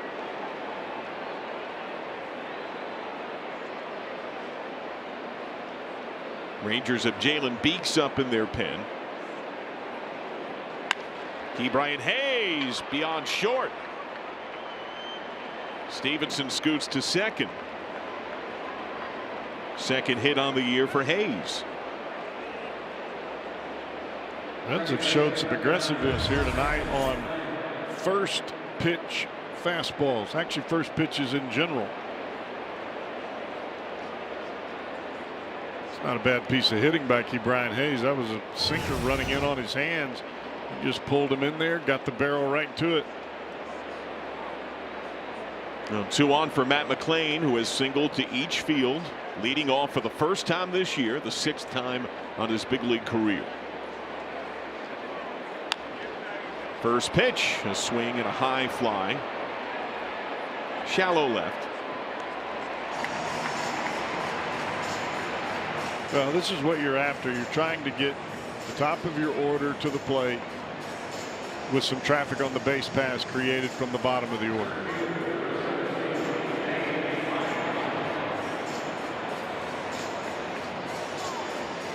Dane Myers lined the ball to center his last time. He has struck out twice. And that was a nice long run by Evan Carter to run that ball down. It was a line drive off the bat of Myers in his last at bat. That came first pitch. Here he takes, smothered by Jansen.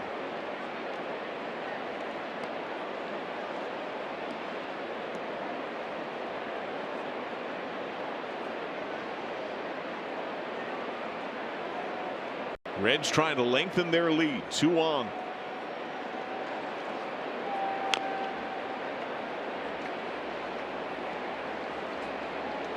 Yeah, you get some insurance runs at this part of the ball game. Well, that is big.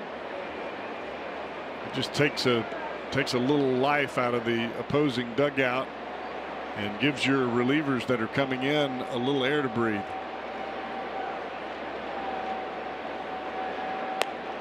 And Cowboy, I would imagine if Beeks is up, he is up to turn around De La Cruz. If Myers can find a way on base in any way, I have to think they'd make the move. I'm with you on that.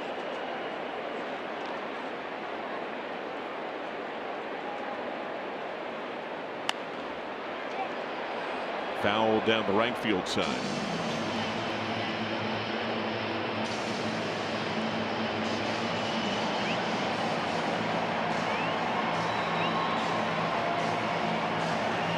Skip Schumacher, who ended his playing career as a Red 2014 and 15.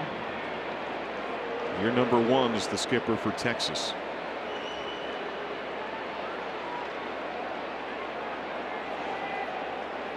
Two again. Center field. Carter barely budges.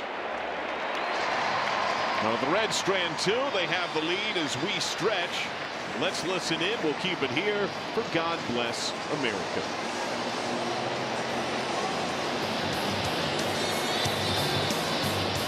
Ladies and gentlemen, will you please rise and join in singing with the United States Army Band's rendition of God Bless America.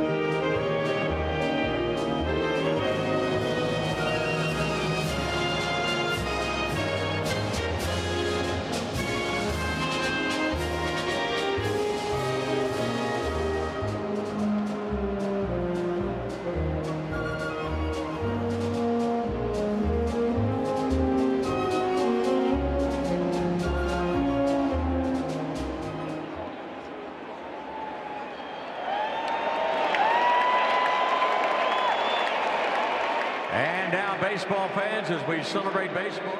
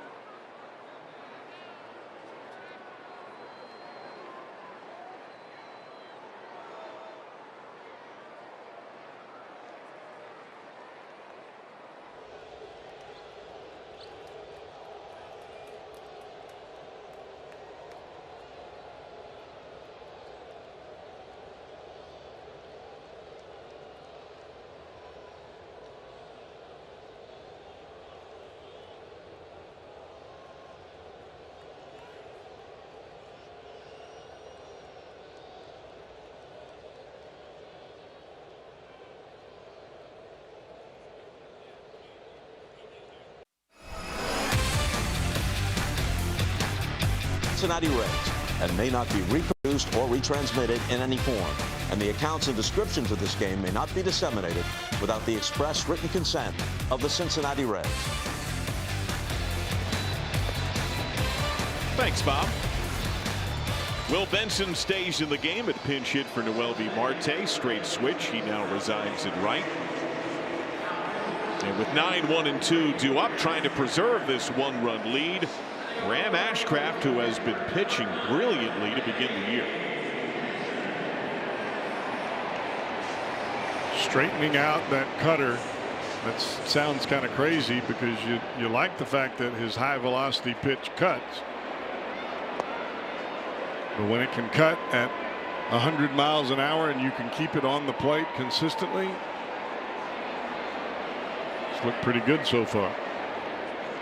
He's also shown a lot more bite and velocity with his slider. His slider on his career has been an upper 80s pitch. He's been sitting 93 and many times hitting 94 with the late bite sharp slider. Both pitches tighter and more on the plate than trying to break them off the plate.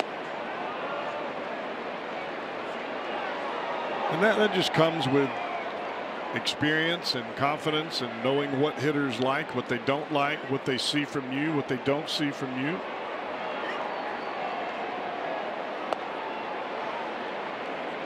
When you get to the big leagues and you only know what you know. You don't know what you don't know, and you just have to figure that out as time goes on, and everybody's different. Sounded like a song lyric there. Down full count. Well, it would have had to have been a country song. That's right. You're in the right spot. We're in Texas right now. Could have an impromptu concert. Just keep the headset on. Payoff. Struck him out. I mean, that's 100 with cut.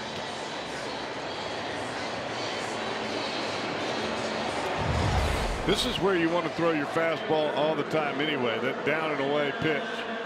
But at 100 and cutting, tough. A little bit of a K strut afterward too. Brandon Nimmo. He's been on a couple of times, a walk, a hit. Fouled off all 7 pitches he saw his last time up, including a foul tip strike 3.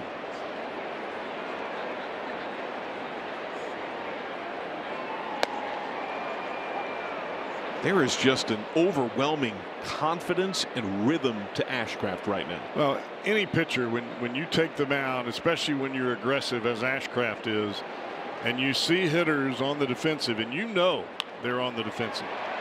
That's fought to right. Just fair. Benson gathers in a corner. Through second goes an aggressive Nimmo. And he takes third on a slide. Second triple of the game for the Rangers. The tying run is 90 feet away with 1 out. Well, Nimmo is expecting the pitch close to him. You could see the alligator arm swing. He didn't hit it on the barrel. He hit it on the label. And he just kind of laid it out there down the right field line. But placement key here. I mean, that ball is in off the plate. You can see him bring his elbows into his rib cage and spin those hips. Reds bring the infield in. Langford tripled his last time. He is lined to center twice. Lifts this ball down the right field side. Out of play. It was caught on the bounce by Sal Stewart.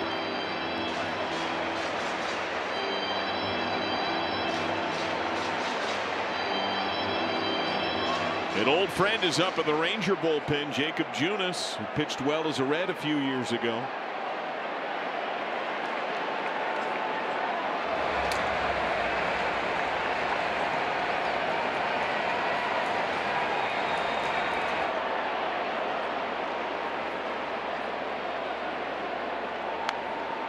Oh, 0-2.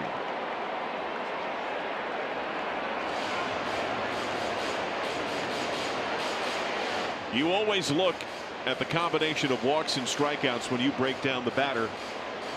Langford has not walked this year, has struck out 7 times. Not going to be walking here either. He is up there to swing the bat.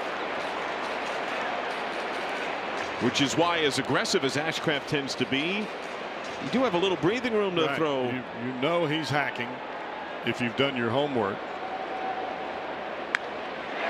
That's sent to right center. Myers on the run. He can't get there. Nimmo scores. Tied at 3.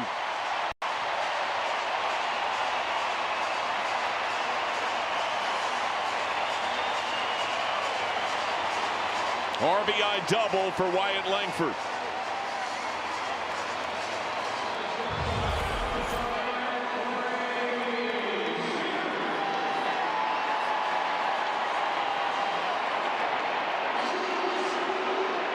Ball underneath the strike zone, but it was in the center of the plate. And as we mentioned earlier, Langford is going to swing.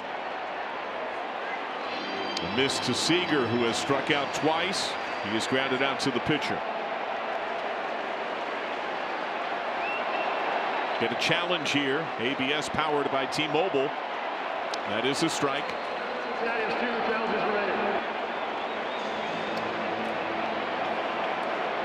So a successful challenge for the Reds to put Seager down 0-1.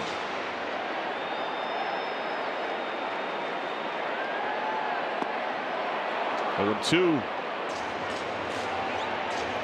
A traditional right-hander may think about first base being open here, but Ashcraft is different. He's pretty good against left-handers. You just can't be in the same spot over and over. It's a twisting swing. A corkscrew strikeout of Seager. Second K for Ashcraft. 2 down.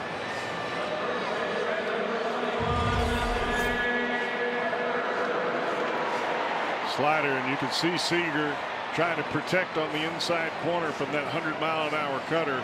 And he's just out in front of that one. And now Berger, who doubled his last time. He's 1 for 3. First pitch. Hayes. But the Rangers have rallied. Back-to-back extra base hits. A double follows a triple. Even at 3.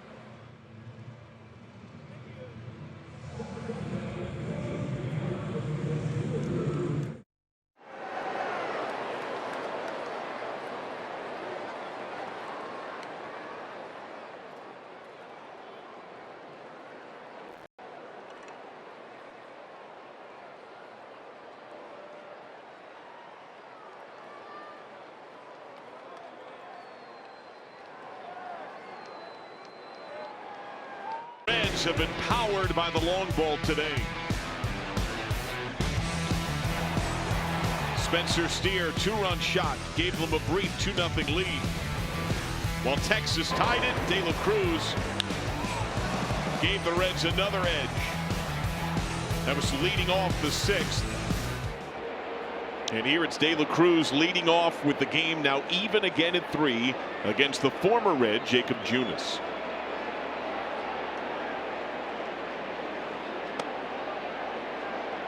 Junis likes to pitch slow early, backdoor breaking ball, change-ups to the lefties, and then tries to rush you up and in late.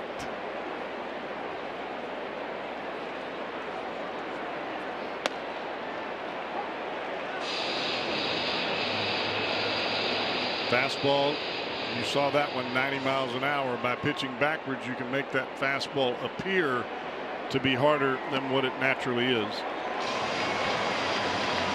But that also means that you have to be able to get your secondary pitches over the plate.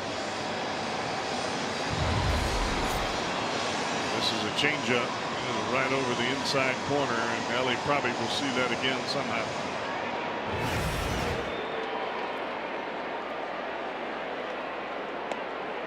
Soft strike 3.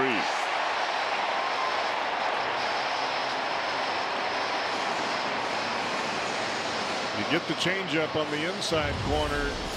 You see a pitch that is similar speed. It starts outside as that breaking ball did. You think it's that changeup, and then it just slides right back over the outside corner.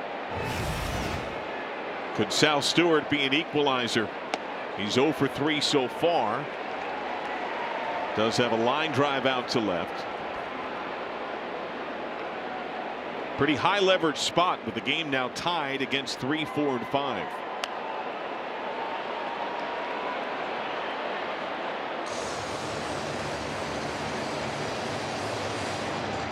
Reds have Tony Santillan up in their bullpen.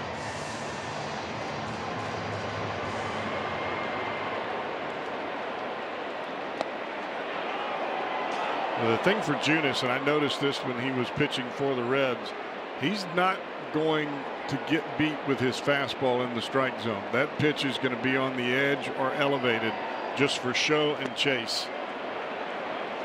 No go on appeal. Pitches that he's going to throw within the strike zone are going to be that sweeper, slider, and the changeup.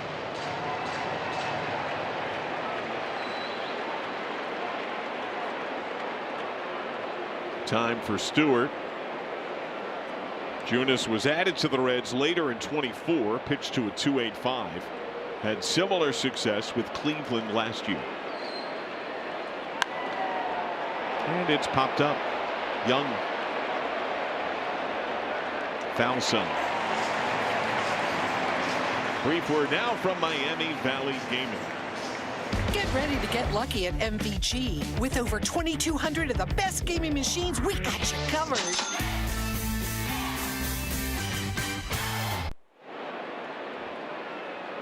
What happened to my girl with the Buckeye? I'm not sure. Bruh. Music is different. Buckeye's gone. Got a new feel, new flavor. Eugenio Suarez has 2 hits and a run scored.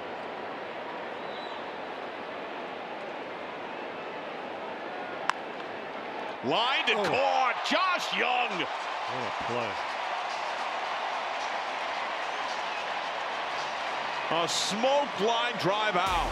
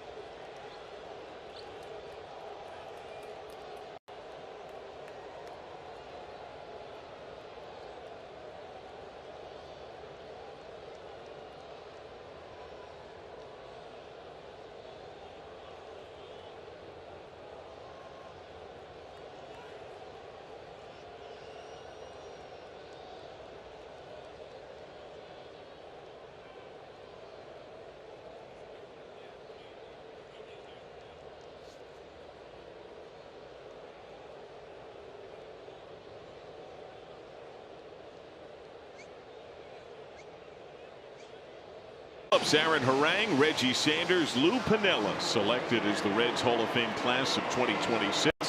They'll be honored before the April 25th game, part of the Reds Hall of Fame induction celebration presented by PNC. Get tickets now, reds.com/tickets.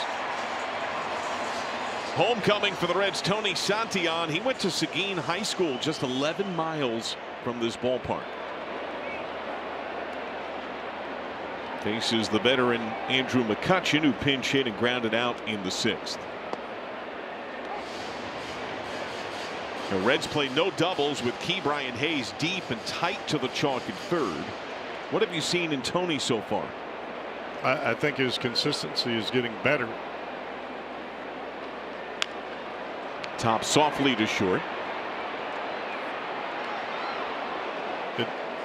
When you don't get as many appearances in spring training, it's tough to get that length in your arm. I think that's why we're seeing a little bit of some inconsistencies with both Pierce Johnson and Emilio Pagan, along with Tony Santillan. You're not seeing the same numbers, but I think from Santillan's case, that is starting to get better.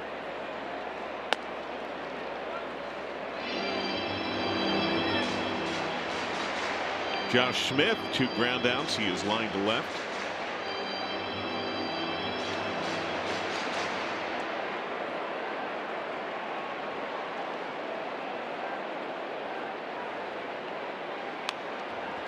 The only way that you can get to a point where your arm gets stretched out a little bit is to throw in a competitive situation, especially for your back end guys. You can do all the throwing in the bullpen that you want and throwing back on the minor league fields and say, all right, well, we're just kind of taking it easy, and that's fine, because you're going to need those arms in August and September if your team is indeed in the hunt. But it doesn't help you in the beginning of the season. It's even more difficult because you don't feel sharp. Your brain's still on fire when you get out there, but you don't have that last gear to get to. 1-2. And you think it's mostly in that finish, right? That follow through to get that. It's just that last little bit of lengthening that you get when you're kind of pushed to the edge. And I mean, that's why you are pitching in the back end of the pen, because you have a tendency to be able to dial it up when you need it. It's kind of a gift and a curse. You want to take it easy on those guys in spring training, but yet when the bell rings, they're the ones you're running out there with the game on the line, and they're not quite there yet.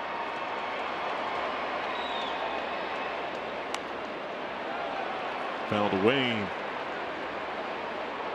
I mean, how many times last year did we see Pagan and Santillan pitch back-to-back 95, 96, 98 in consecutive pitches?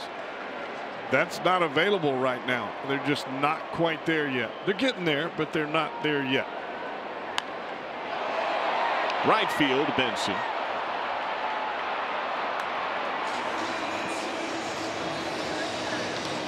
The 6'8" veteran, another product of Arlington, Texas, Chris Martin, gets ready in the Ranger pen. Josh Young made that great grab to rob Eugenio Suarez at the close of last half inning. He is singled, walked, and scored.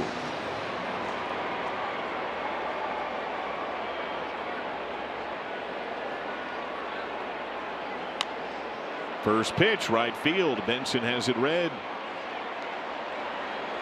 Well, the Reds got on the board today on a bomb by Spencer Steer. He'll lead it off in the 9th. Reds trying to untie this game.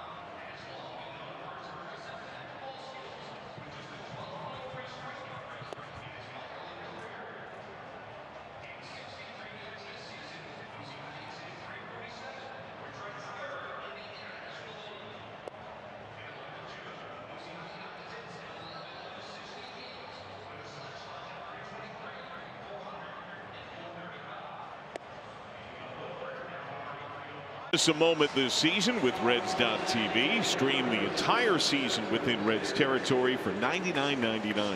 Watch games at home or on the go. Stay connected all year long. Subject to national exclusivities. Visit Reds.tv for details. Start streaming today.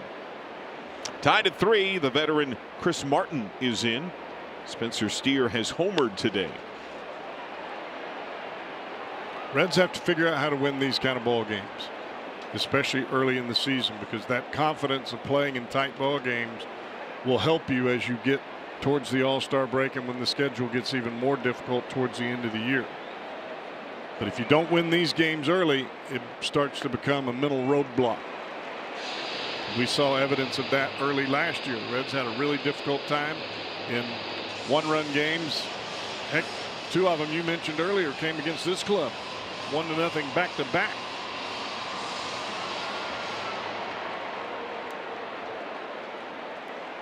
Oh, 2. That is socked to left center. That's down to the gap. Oh, yeah. Beyond the reach of Carter. Steer shoots up to second. A leadoff double. The go-ahead run in scoring position with nobody out.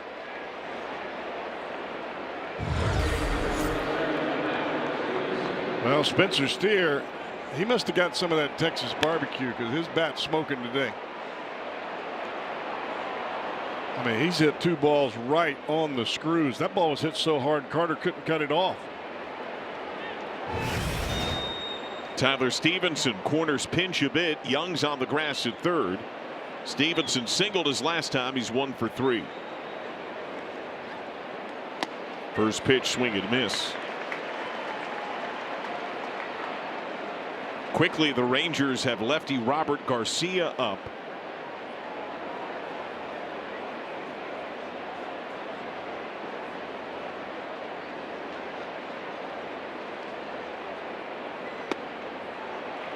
Zipped in for a strike.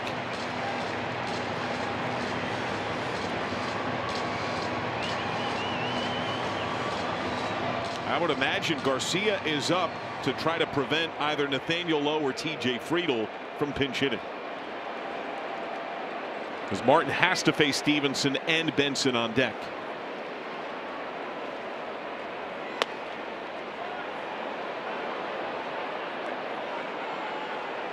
Martin's a big dude, 6'8", has one of the crazier career paths in the game. Oh, yeah. Got hurt in community college, was working in a warehouse, and then went to an open tryout after years of warehouse work to become a pro ball player. You know, that warehouse work will drive you right back to the game. He went to an open tryout wearing shorts and cleats he had just bought at a Ross store.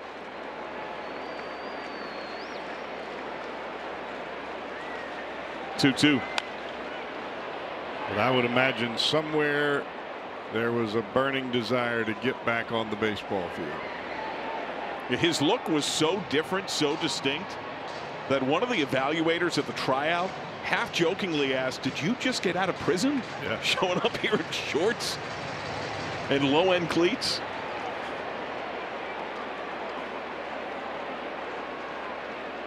Two again.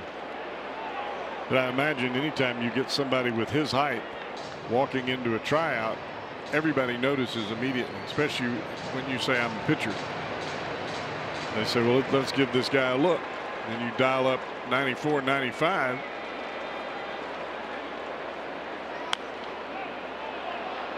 And he's back home. He went to Arlington High School, only 3 miles away from this stadium.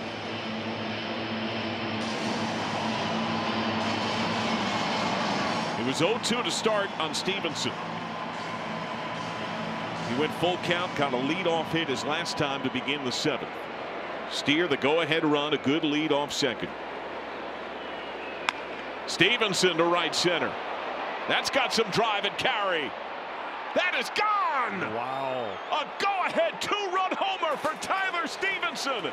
His first of the year, and the Reds take a 5-3 lead. Figure out how to win them. All smiles in that Reds dugout now. Boy, what an at bat. What an at-bat. You get down 0-2, you continue to foul pitches off, and then you get one like this. Hello, mama. An 8-pitch battle. Strike one on Will Benson, who struck out as a pinch hitter in the 7th.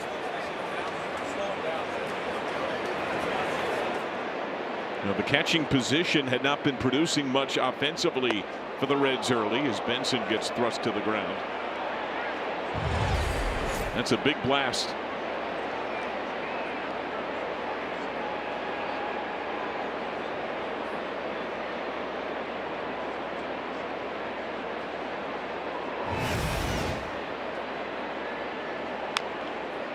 Yeah, I've never understood how guys can be in that kind of moment and still be able to blow a bubble while you're running around the bases and screaming at the same time and hold the gum in your mouth. Suarez does that.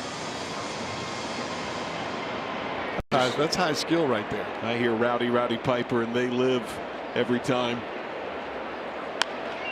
Driven to left, that could be trouble. Langford gets there.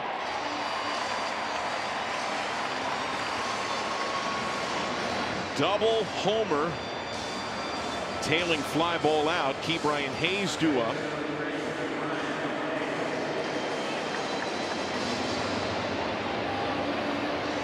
Big 9th inning lead. Emilio Pagan has been warming this whole inning. He is ready. Hayes' first pitch hit his last time. And Cowboy, you talk about the idea of getting on track. And in the immediacy of now, of course, yes. And you want to try to set that winning tone. These Reds have to be game to game, pitch to pitch in that moment.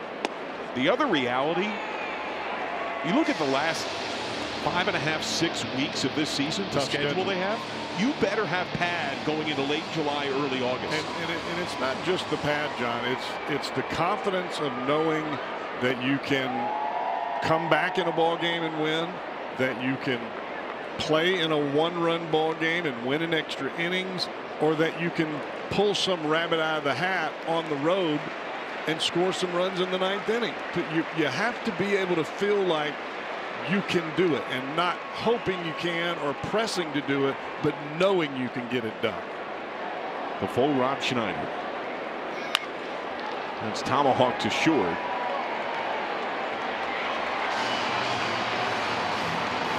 So 2 down, top of the order, and McLean,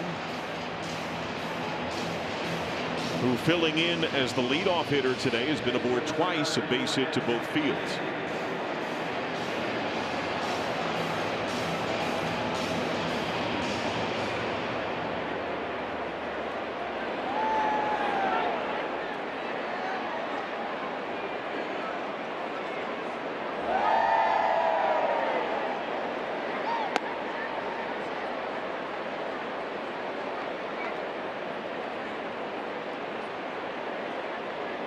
Now, part of the Reds' inconsistent run scoring entering this game, they had been walking a lot. They had been putting a pretty good number of men on base. They had really struggled with men in scoring position. Today has made that a fairly moot point, because when you hit 3 homers and all your runs come on homers, it doesn't matter what you do with men in scoring position.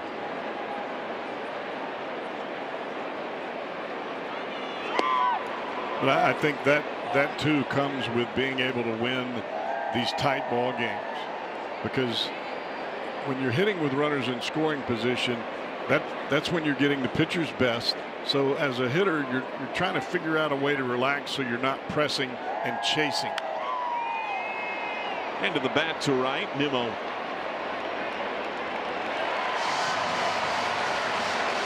Tyler Stevenson was down 0-2. He fought off pitches. He brought it full, and he pushes the Reds ahead. Opposite way in a big way. Bottom 9.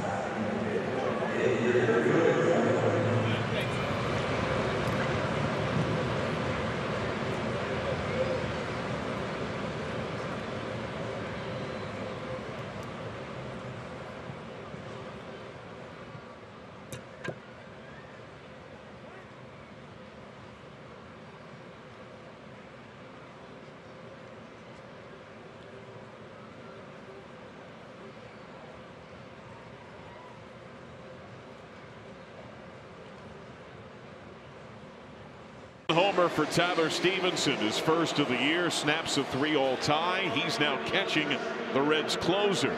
Up 2, Emilio Pagan seeks his second save of this year.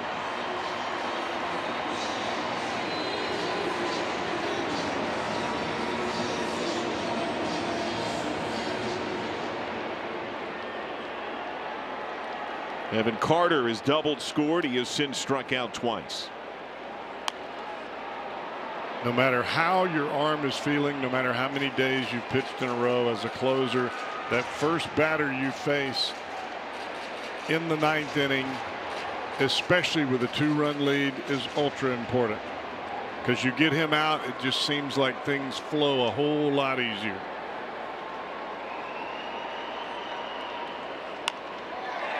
Driven to right center. Myers has it. Well, that ball stayed up there, didn't it? I thought it was dropping.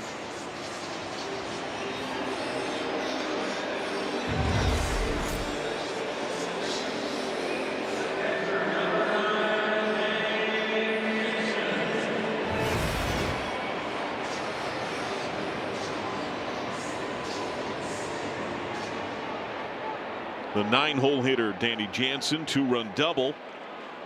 And tied it back in the second. Since then, a ground out strikeout.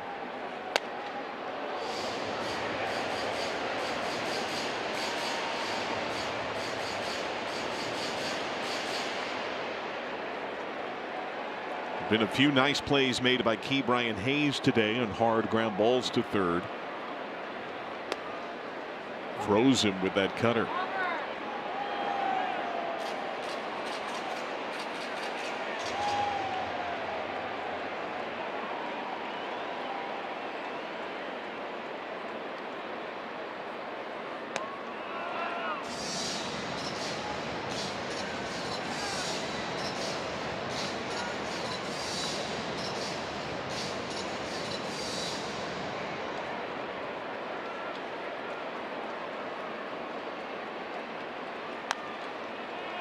Strike 2. Yeah,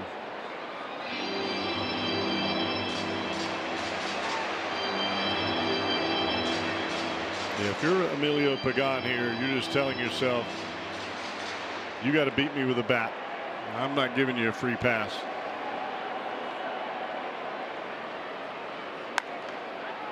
Popped up. Infield converges.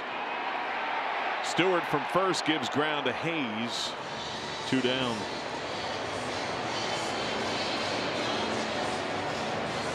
You could see Ke'Bryan Hayes call that. He got a sense that Stewart was coming in, looked like they were going to collide, and the veteran took over with a loud voice right at the last second.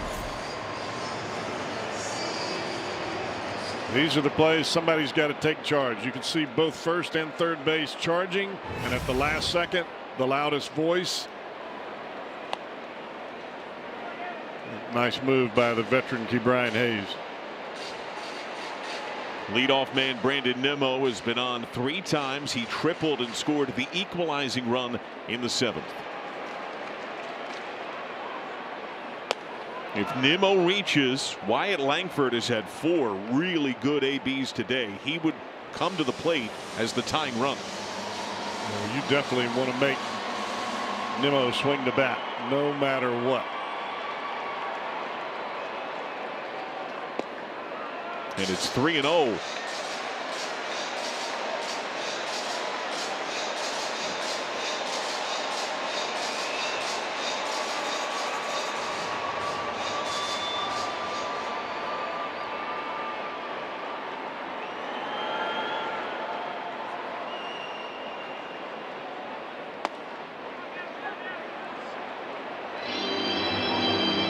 That's when you say do it again.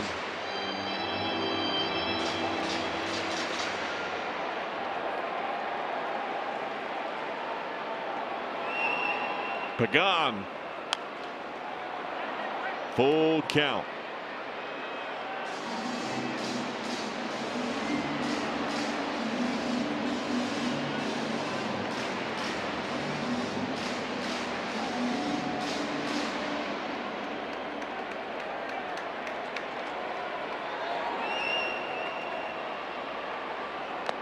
There it is. Struck him out. Second save bolted down by Pagan. Home runs carry the offense.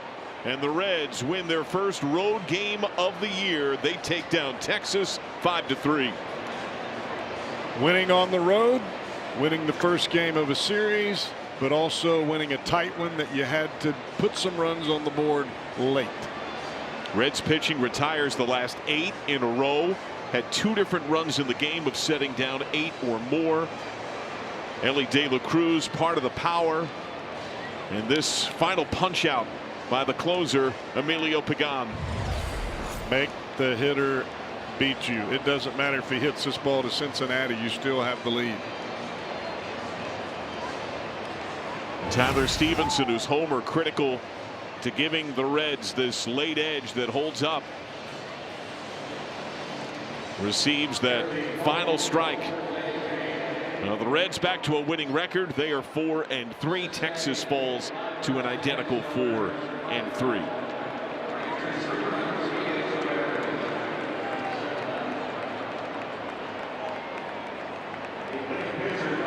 Some familiar sights are back.